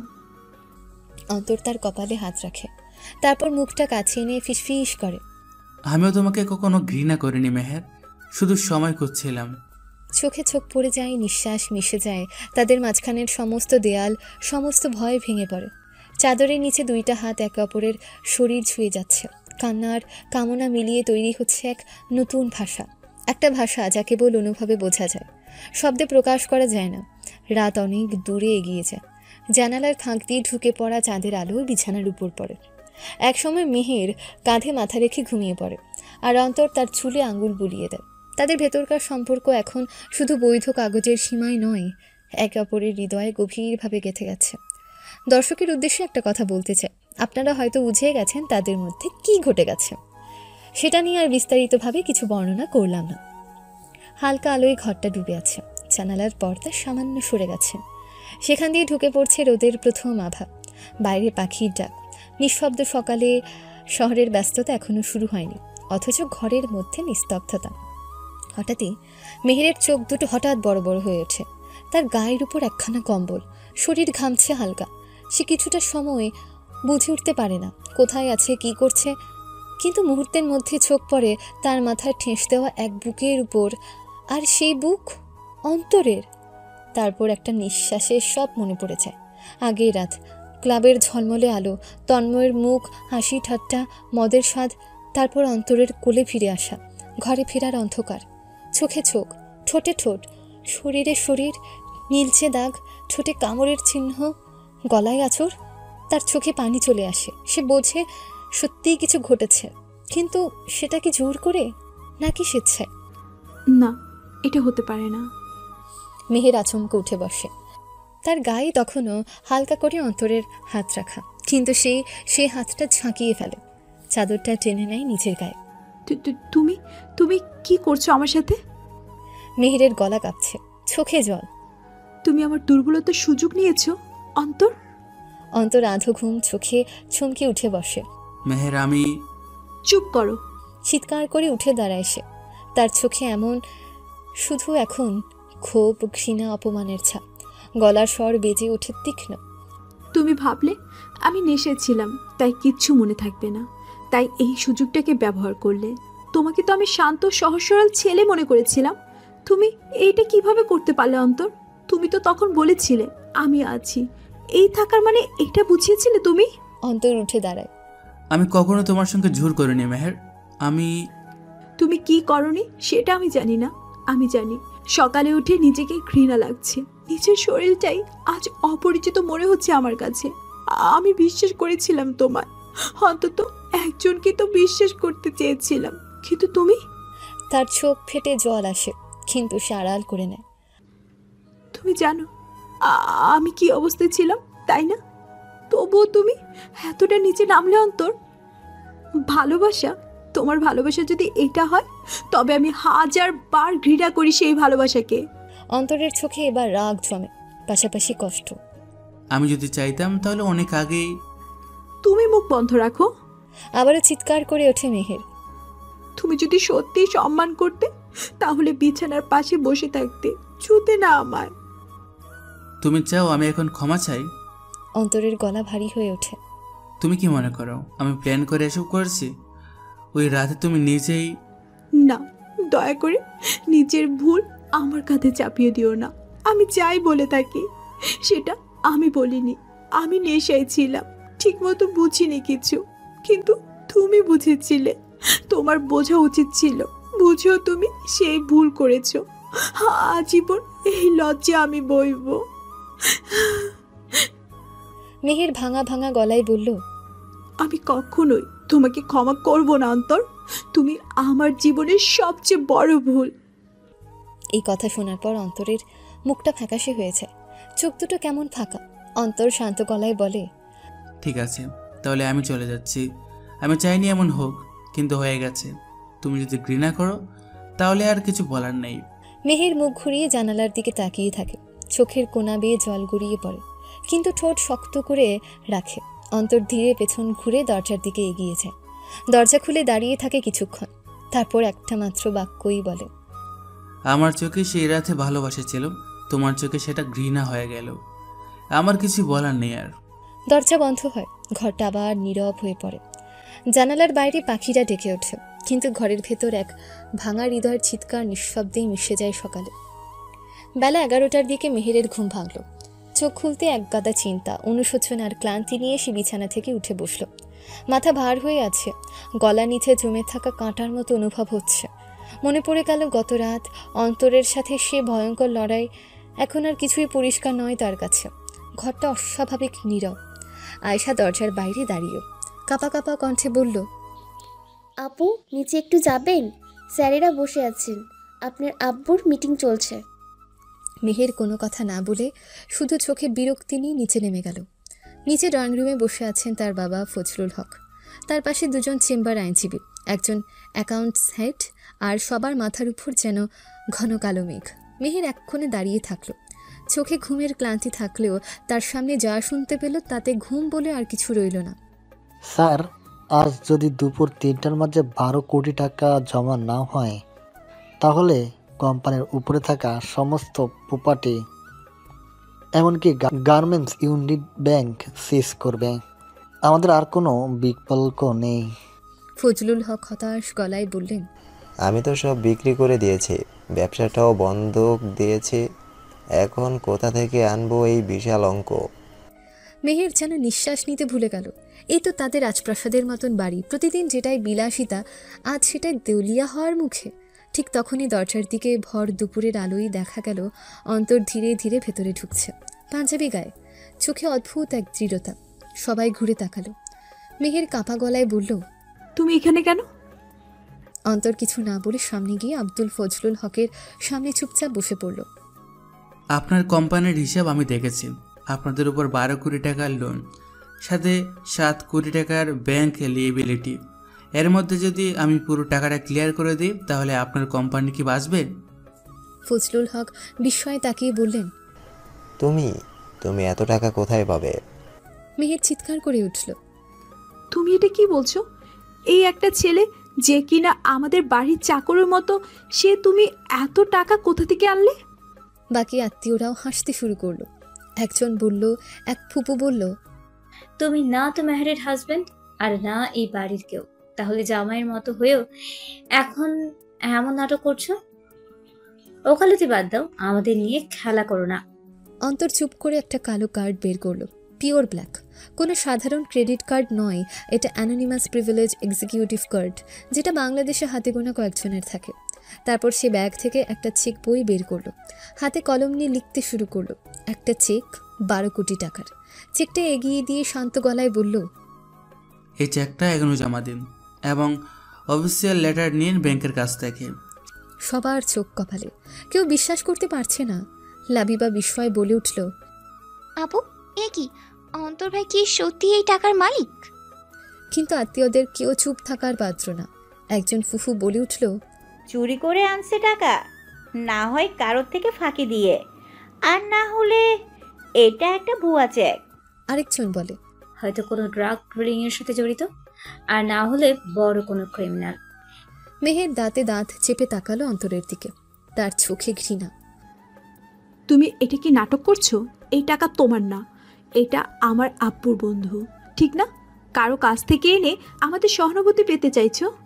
অন্তর একটু রেগে গেল না, শুধু চোখের কোণে একটু চিকচিক করলো, মাথা নিচু করলো, বলল না কিছু। তারপর ধীরে ধীরে বের হয়ে গেল ঘর থেকে। কেউ আর তাকে থামালো না। কয়েক ঘন্টা পরে ব্যাংক থেকে একটা চিঠি আসে। আপনাদের প্রতিষ্ঠানে সব বকেয়া আজ পরিশোধ হয়ে গেছে, কোম্পানি সুরক্ষিত।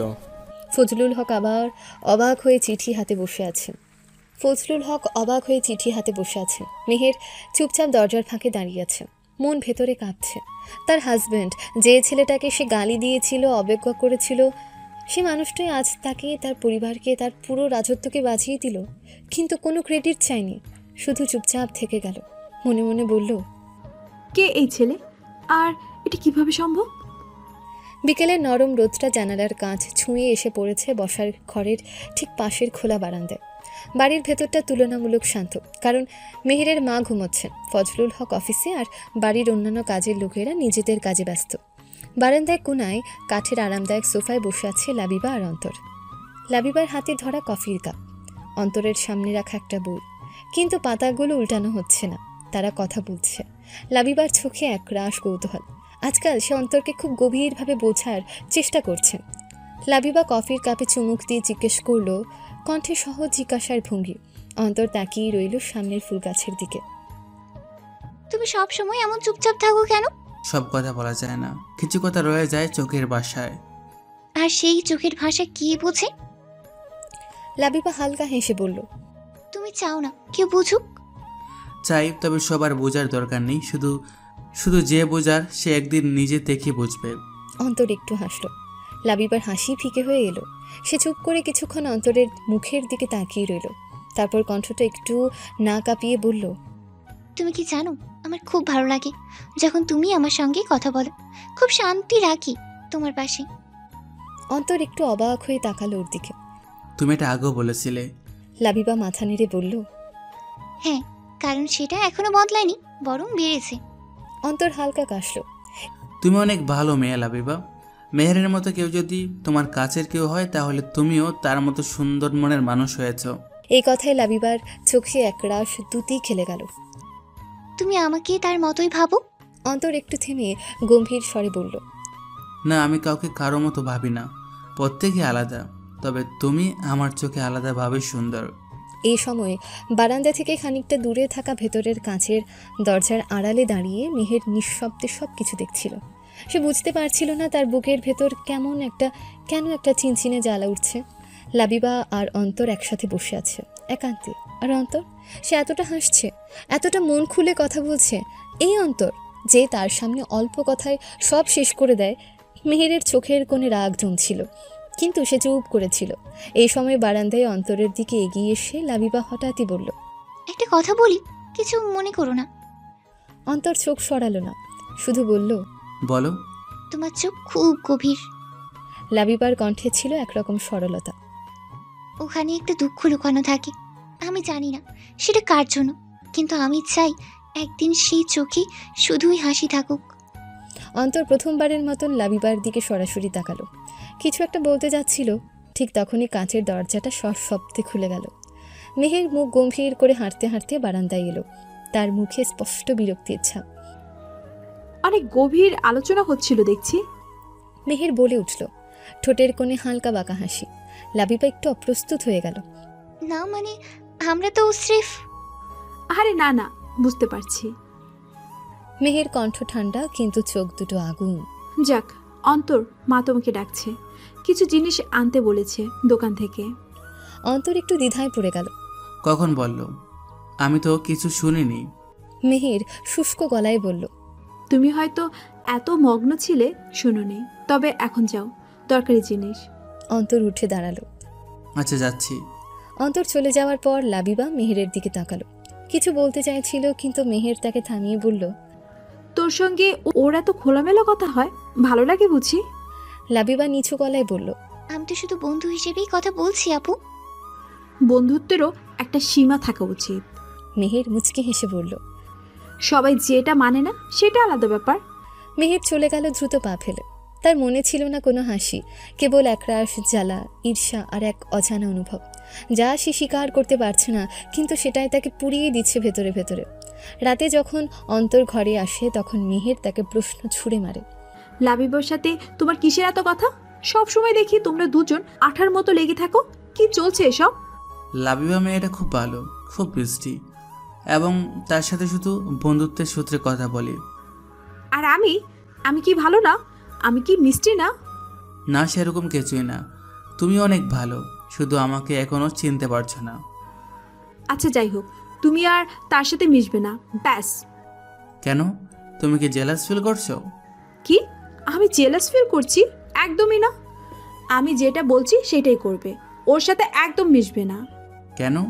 তুমি কি আমাকে হুকুম করছো? আর আমি বা তোমার হুকুম পালন করতে যাব কেন?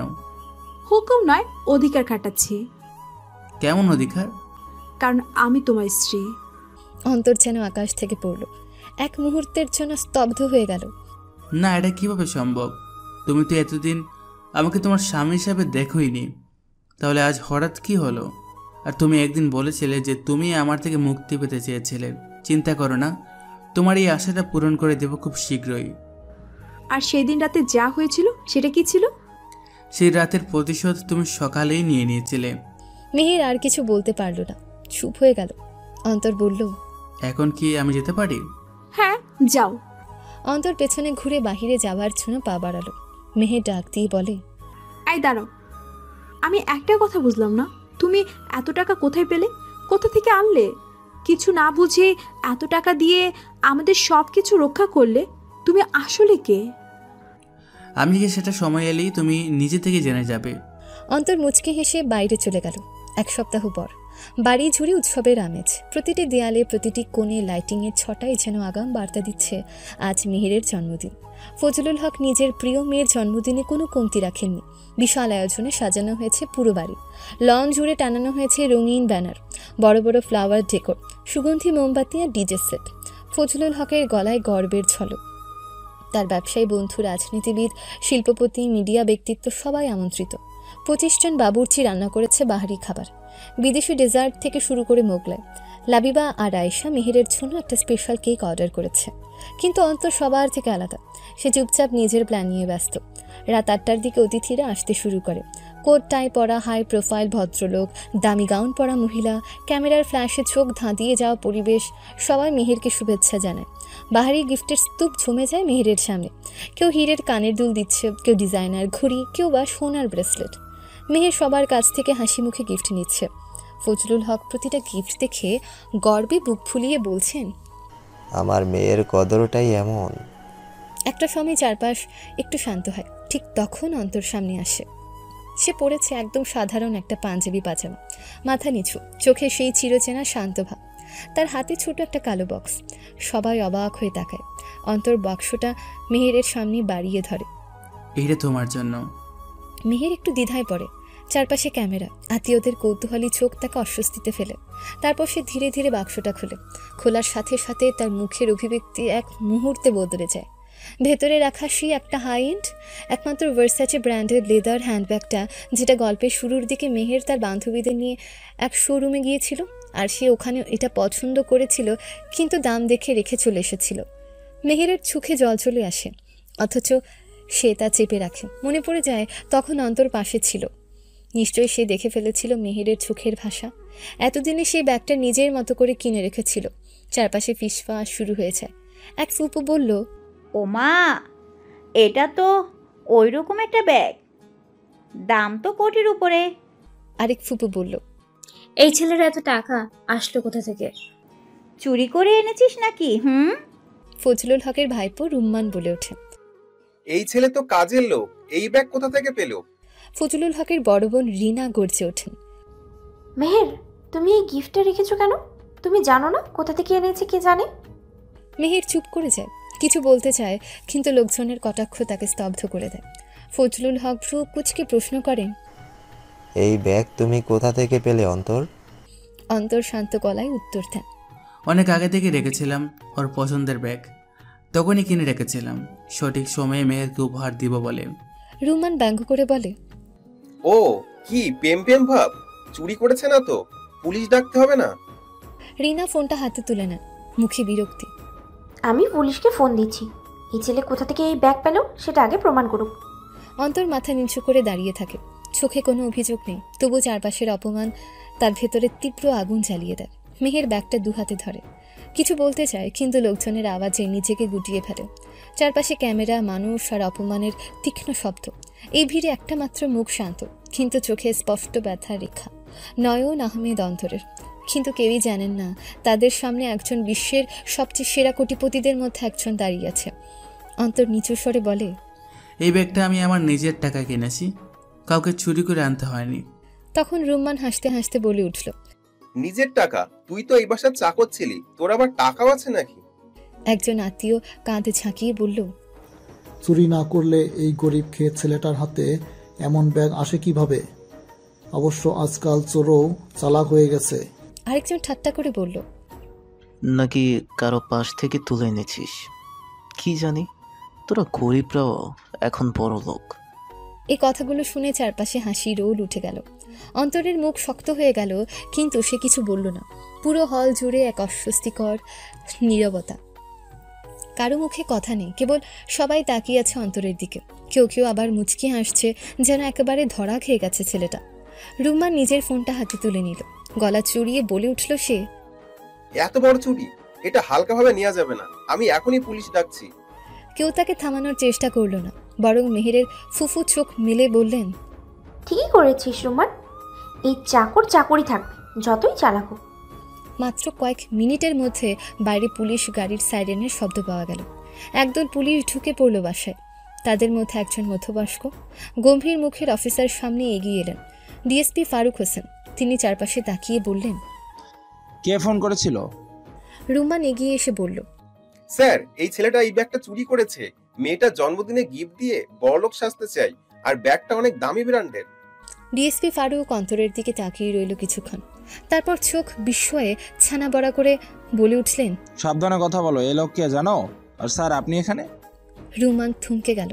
মেহেরের ফুপু এগিয়ে এসে বলে উঠলেন, এই গরিব ছেলেটাকে আপনি স্যার বলছেন? ও তো আমাদের বাসায় চাকর। ডিএসপি ফারুক গম্ভীর হয়ে বললেন, আপনারা জানেন না তাই বলছেন? উনি হচ্ছেন নয়ন আহমেদ অন্তর, বাংলাদেশে 3টা শীর্ষ রিয়েল এস্টেট কোম্পানির মালিক, NAA গ্রুপ, নয়নতারা হোল্ডিংস আর অন্তরটেক লিমিটেডের চেয়ারম্যান। আর ওনার ব্যবসা USA, সিঙ্গাপুর, UK, মালয়েশিয়া সব জায়গায় চলে। চারপাশে যেন বিস্ফোরণ ঘটে গেল, কেউ কিছু বিশ্বাস করতে পারছে না। ডিএসপি ফারুক আবার বললেন, আমরা পুলিশ বিভাগ থেকে ওনার প্রজেক্টে সিকিউরিটি কনসালটেন্সি দিই। ইনফ্যাক্ট উনি এতটাই প্রভাবশালী যে অনেক সময় আমরা উচ্চপদস্থদের অনুমতি নিয়েই ওনার সাথে কাজ করি। আর আপনারা কিনা ওনাকে চাকর বানিয়ে অপমান করছেন। মেহেরের ফুপু কাঁপা গলায় বললেন, কিন্তু কিন্তু সে তো এখানে সাধারণ পোশাকে এসেছিল আমাদের বাসায়। ডিএসপি ফারুক এবার একটু হেসে বললেন, সাধারণ পোশাকে তো বড় মানুষরা বড় কাজ করে ফেলেন। উনিও তো আপনাদের সামনে নরম মাটিতে হাঁটেন, কিন্তু দেশের টপ বিলিয়নারদের তালিকায় ওনার নাম প্রথম 10-এ। চারপাশে আবারও নিস্তব্ধতা নেমে এলো। মেহের স্তব্ধ হয়ে তাকিয়ে রইল অন্তরের দিকে, সে চোখে অবিশ্বাস, বিস্ময় আর এক টুকরো অপমানের রং। অন্তর কিছুই বলল না, সে শুধু ধীরে ধীরে ঘুরে তাকালো মেহেরের চোখের দিকে, যেন সবকিছুর উত্তর সেখানেই রেখে দিল। ডিএসপি ফারুকের শেষ কথাগুলো যেন বাড়ির প্রতিটি ইট পাথর কেঁপে উঠেছে। চারপাশে নিস্তব্ধতা, কারো মুখে কোনো শব্দ নেই। মেহেরের ফুপু মুখ শুকিয়ে তাকিয়ে আছে অন্তরের দিকে, যেন ভূত দেখেছে। রুম্মান তো একেবারে জমে গেছে, তার চোখে শুধু হতভম্ব বিস্ময়। তখনই অন্তর ধীরে ধীরে কিছুটা এগিয়ে গেল। তার কণ্ঠ ছিল নরম, কিন্তু ভেতরে কঠোর সুর ঝরে পড়ল। আমি কখনো কারো সম্মান চাইনি, শুধু একটু জায়গা চেয়েছিলাম। আমার ভালোবাসাকে বোঝার সুযোগ চেয়েছিলাম। কিন্তু এই বাড়িতে প্রথম দিন থেকেই আমাকে নিয়ে হাসাহাসি, অপমান, সন্দেহ সব কিছু পেয়েছি। আজ যখন আমি একটা ব্যাগ উপহার দিলাম, তখন সেটা নিয়ে আবার অপমান, আবার অপবাদ। বলেছিলে আমি চুরি করেছি। সে একবার মিহিরের দিকে তাকালো। তুমি চুপ ছিলে, আমারও একটা কথা বললে না। মিহির কিছু বলতে পারছিল না, তার ঠোঁট কাঁপছে, কিন্তু শব্দ বেরোচ্ছে না। অন্তর এবার পকেট থেকে একটা ছোট্ট কালো রসিদ বের করলো। এই ব্যাগটা আমি কিনেছিলাম 3 মাস আগে। যেদিন তুমি ওটা শোরুমে রেখেছিলে, সেদিনে আমি বুঝেছিলাম তুমি এটা চেয়েছিলে, কিন্তু দামের জন্য পারোনি। আমি সেদিনই কিনে রেখেছিলাম। সে রসিদটা মেহেরের দিকে বাড়িয়ে দিল। ডিএসপি ফারুক এগিয়ে এসে তা নিজেই নিয়ে দেখলেন, তারপর উচ্চস্বরে বললেন, একদম জেনুইন রিসিট, মূল্য 3,25,00,000 টাকা। ক্রেতার নাম মিস্টার নয়ন আহমেদ অন্তর। রুম্বা নেবার মুখ খুলল। স্যার, আমাদের জানার উপায় ছিল না। আমরা ওকে, মানে আপনাকে এমন ভাবিনি। অন্তরের কণ্ঠ আরেকটু গম্ভীর হলো। জানার চেষ্টা করেছে কখনো? কখনো ভাবছো একজন মানুষ কেন প্রতিদিন চুপচাপ কাজ করে, কখনো প্রতিবাদ করে না? আমি কারো বাড়িতে ঠাঁই চাইনি। আমি চেয়েছিলাম একটা সম্মানের জায়গা আর একজনের ভালোবাসা। আয়শা ও লাবিবা সেই মুহূর্তে পাশ থেকে এসে দাঁড়ালো অন্তরের পাশে। আয়শা বলল, এই বাড়িতে আমরা জানতাম না আপনি কে, কিন্তু আপনি আমাদের সঙ্গে সবসময় মানুষ হিসাবেই আচরণ করেছেন। আপনার সম্মান আপনি আজ নিজেই প্রমাণ করলেন। অন্তর একটু হাসল। ধন্যবাদ আয়শা। অন্তত কেউ না বুঝুক, তুমি আর লাবিবা তো বুঝেছিলে আমাকে। এতক্ষণ কিছু না বলা ফজলুল হক এবার ধীরে ধীরে উঠে দাঁড়ালেন। তার চেহারায় কঠিন অভিব্যক্তি। নয়ন, আমি দুঃখিত, সত্যি বলছি। আমি বুঝিনি তুমি কে, শুধু জানতাম তুমি ভদ্র, সৎ এবং নিষ্পাপ একটা মানুষ। আজ জানলাম তুমি আরো অনেক কিছু। অন্তর মাথা নিচু করে বিনয় দেখালেন। আমি শুধু একজন মানুষ আঙ্কেল, আর মেহেরের ভালো চেয়েছিলাম সব সময়। হঠাৎ মেহের ফুপু আবার মুখ খুলল। তুমি এত টাকা পয়সার মালিক হয়েও এখানে চাকরির ছন্দবেশে ছিলে কেন? এসব নাটক করেছিলে কেন? অন্তর এবার পুরো বাড়ির দিকে একবার তাকালো। নাটক নয়, পরীক্ষা নিচ্ছিলাম, মানুষের আসল চেহারা দেখছিলাম। কে সম্মান করে, কে ভালোবাসে, আর কে শুধু টাকা দেখে। আর আপনারা জানতেন আমি এই বাড়ির জামাই, কিন্তু আপনারা আমাকে সেই মর্যাদা না দিয়ে আমাকে চাকর ভাবতেন। আর ব্যবহারটাও সেই চাকরের মতোই আমার সাথে করেছেন। আপনারা আমাকে আজ অপমান করেছেন, কিন্তু এটা আমার শেষ বার্তা। আমি আজ রাতেই এই বাড়ি ছেড়ে চলে যাব, কারণ কারো গৃহে যেখানে শ্রদ্ধা নেই, সেখানে থাকার অধিকার আমি নিজেকে দেই না। এই কথা শুনে মেহের হঠাৎই চোখে জল নিয়ে বলে উঠল, তুমি চলে যাবে, আমার কিছু বলার নেই। অন্তর কিছু বলল না। তার চোখে ভেসে উঠল এক গভীর যন্ত্রণা, কিন্তু ঠোঁট চেপে সে ঘুরে দাঁড়ালো। ডিএসপি ফারুক একটু এগিয়ে এসে বললেন, স্যার, গাড়িটা আমি নিয়ে এসেছি, চাইলে আপনাকে আমি পৌঁছে দিতে পারি। না ধন্যবাদ, আপনি চলে যান, আমি নিজেই চলে যাব। অন্তর হলরুম থেকে বেরিয়ে এলো, আর পেছনে দাঁড়িয়ে রইল এক হতভম্ব, অপমানিত, লজ্জিত পরিবার। আর এক টুকরো ভাঙা হৃদয় নিয়ে মেহের, যে বুঝতেই পারল না সে কি হারিয়ে ফেলল। সন্ধ্যার হালকা আলোয় ছাদে দাঁড়িয়েছিল নয়ন আহমেদ অন্তর। আকাশটা অদ্ভুত রকমের শান্ত। ঢাকার কোলাহল থেকেও যেন আজ একটা নীরবতা তাকে পেঁচিয়ে রেখেছে। কিছুক্ষণের মধ্যে সে চলে যাবে এই বাড়ি থেকে চিরতরে।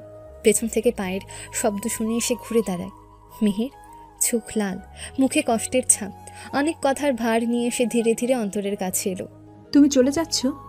মেহেরের গলা কাঁপছিল। অন্তর ধীরে বলল, আমার যাওয়াই ভালো, আমি এখানে কেবল অপমানই পেয়েছি।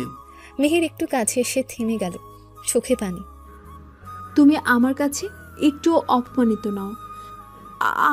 আমি ভুল করেছিলাম, খুব বড় ভুল। অন্তর তাকিয়ে রইল তার চোখে। তুমি যে মানুষটা সেটা আমি কোনোদিন বুঝিনি। আমি শুধু তোমার সাদামাটা চেহারাটা দেখেছি, তোমার হৃদয়টা না। আজ জানলাম তুমি কে, তোমার পরিচয় দিয়ে নয়, তোমার আচরণ দিয়ে। অন্তর কিছু বলল না, চুপচাপ শুনছিল। মেহের তখন হঠাৎ হাঁটু গেড়ে বসে পড়ে কাঁদতে লাগলো।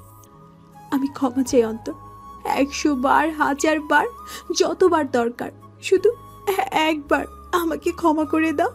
অন্তর তাকে তুলে দাঁড় করিয়ে দিল। তুমি আমার স্ত্রী মেহের, আমি কখনো তোমার চোখে পানি দেখতে চাই না। কিন্তু ঠিক তখনই মেহের যেন হঠাৎ এক সিদ্ধান্ত নিয়ে নিল। সে চোখ মুছে বলল, তুমি আমাকে ক্ষমা করেছো বললেই আমি এখন একটা সত্যি কথা বলতে চাই। অন্তর বিস্মিত চোখে তাকালো। কি কথা?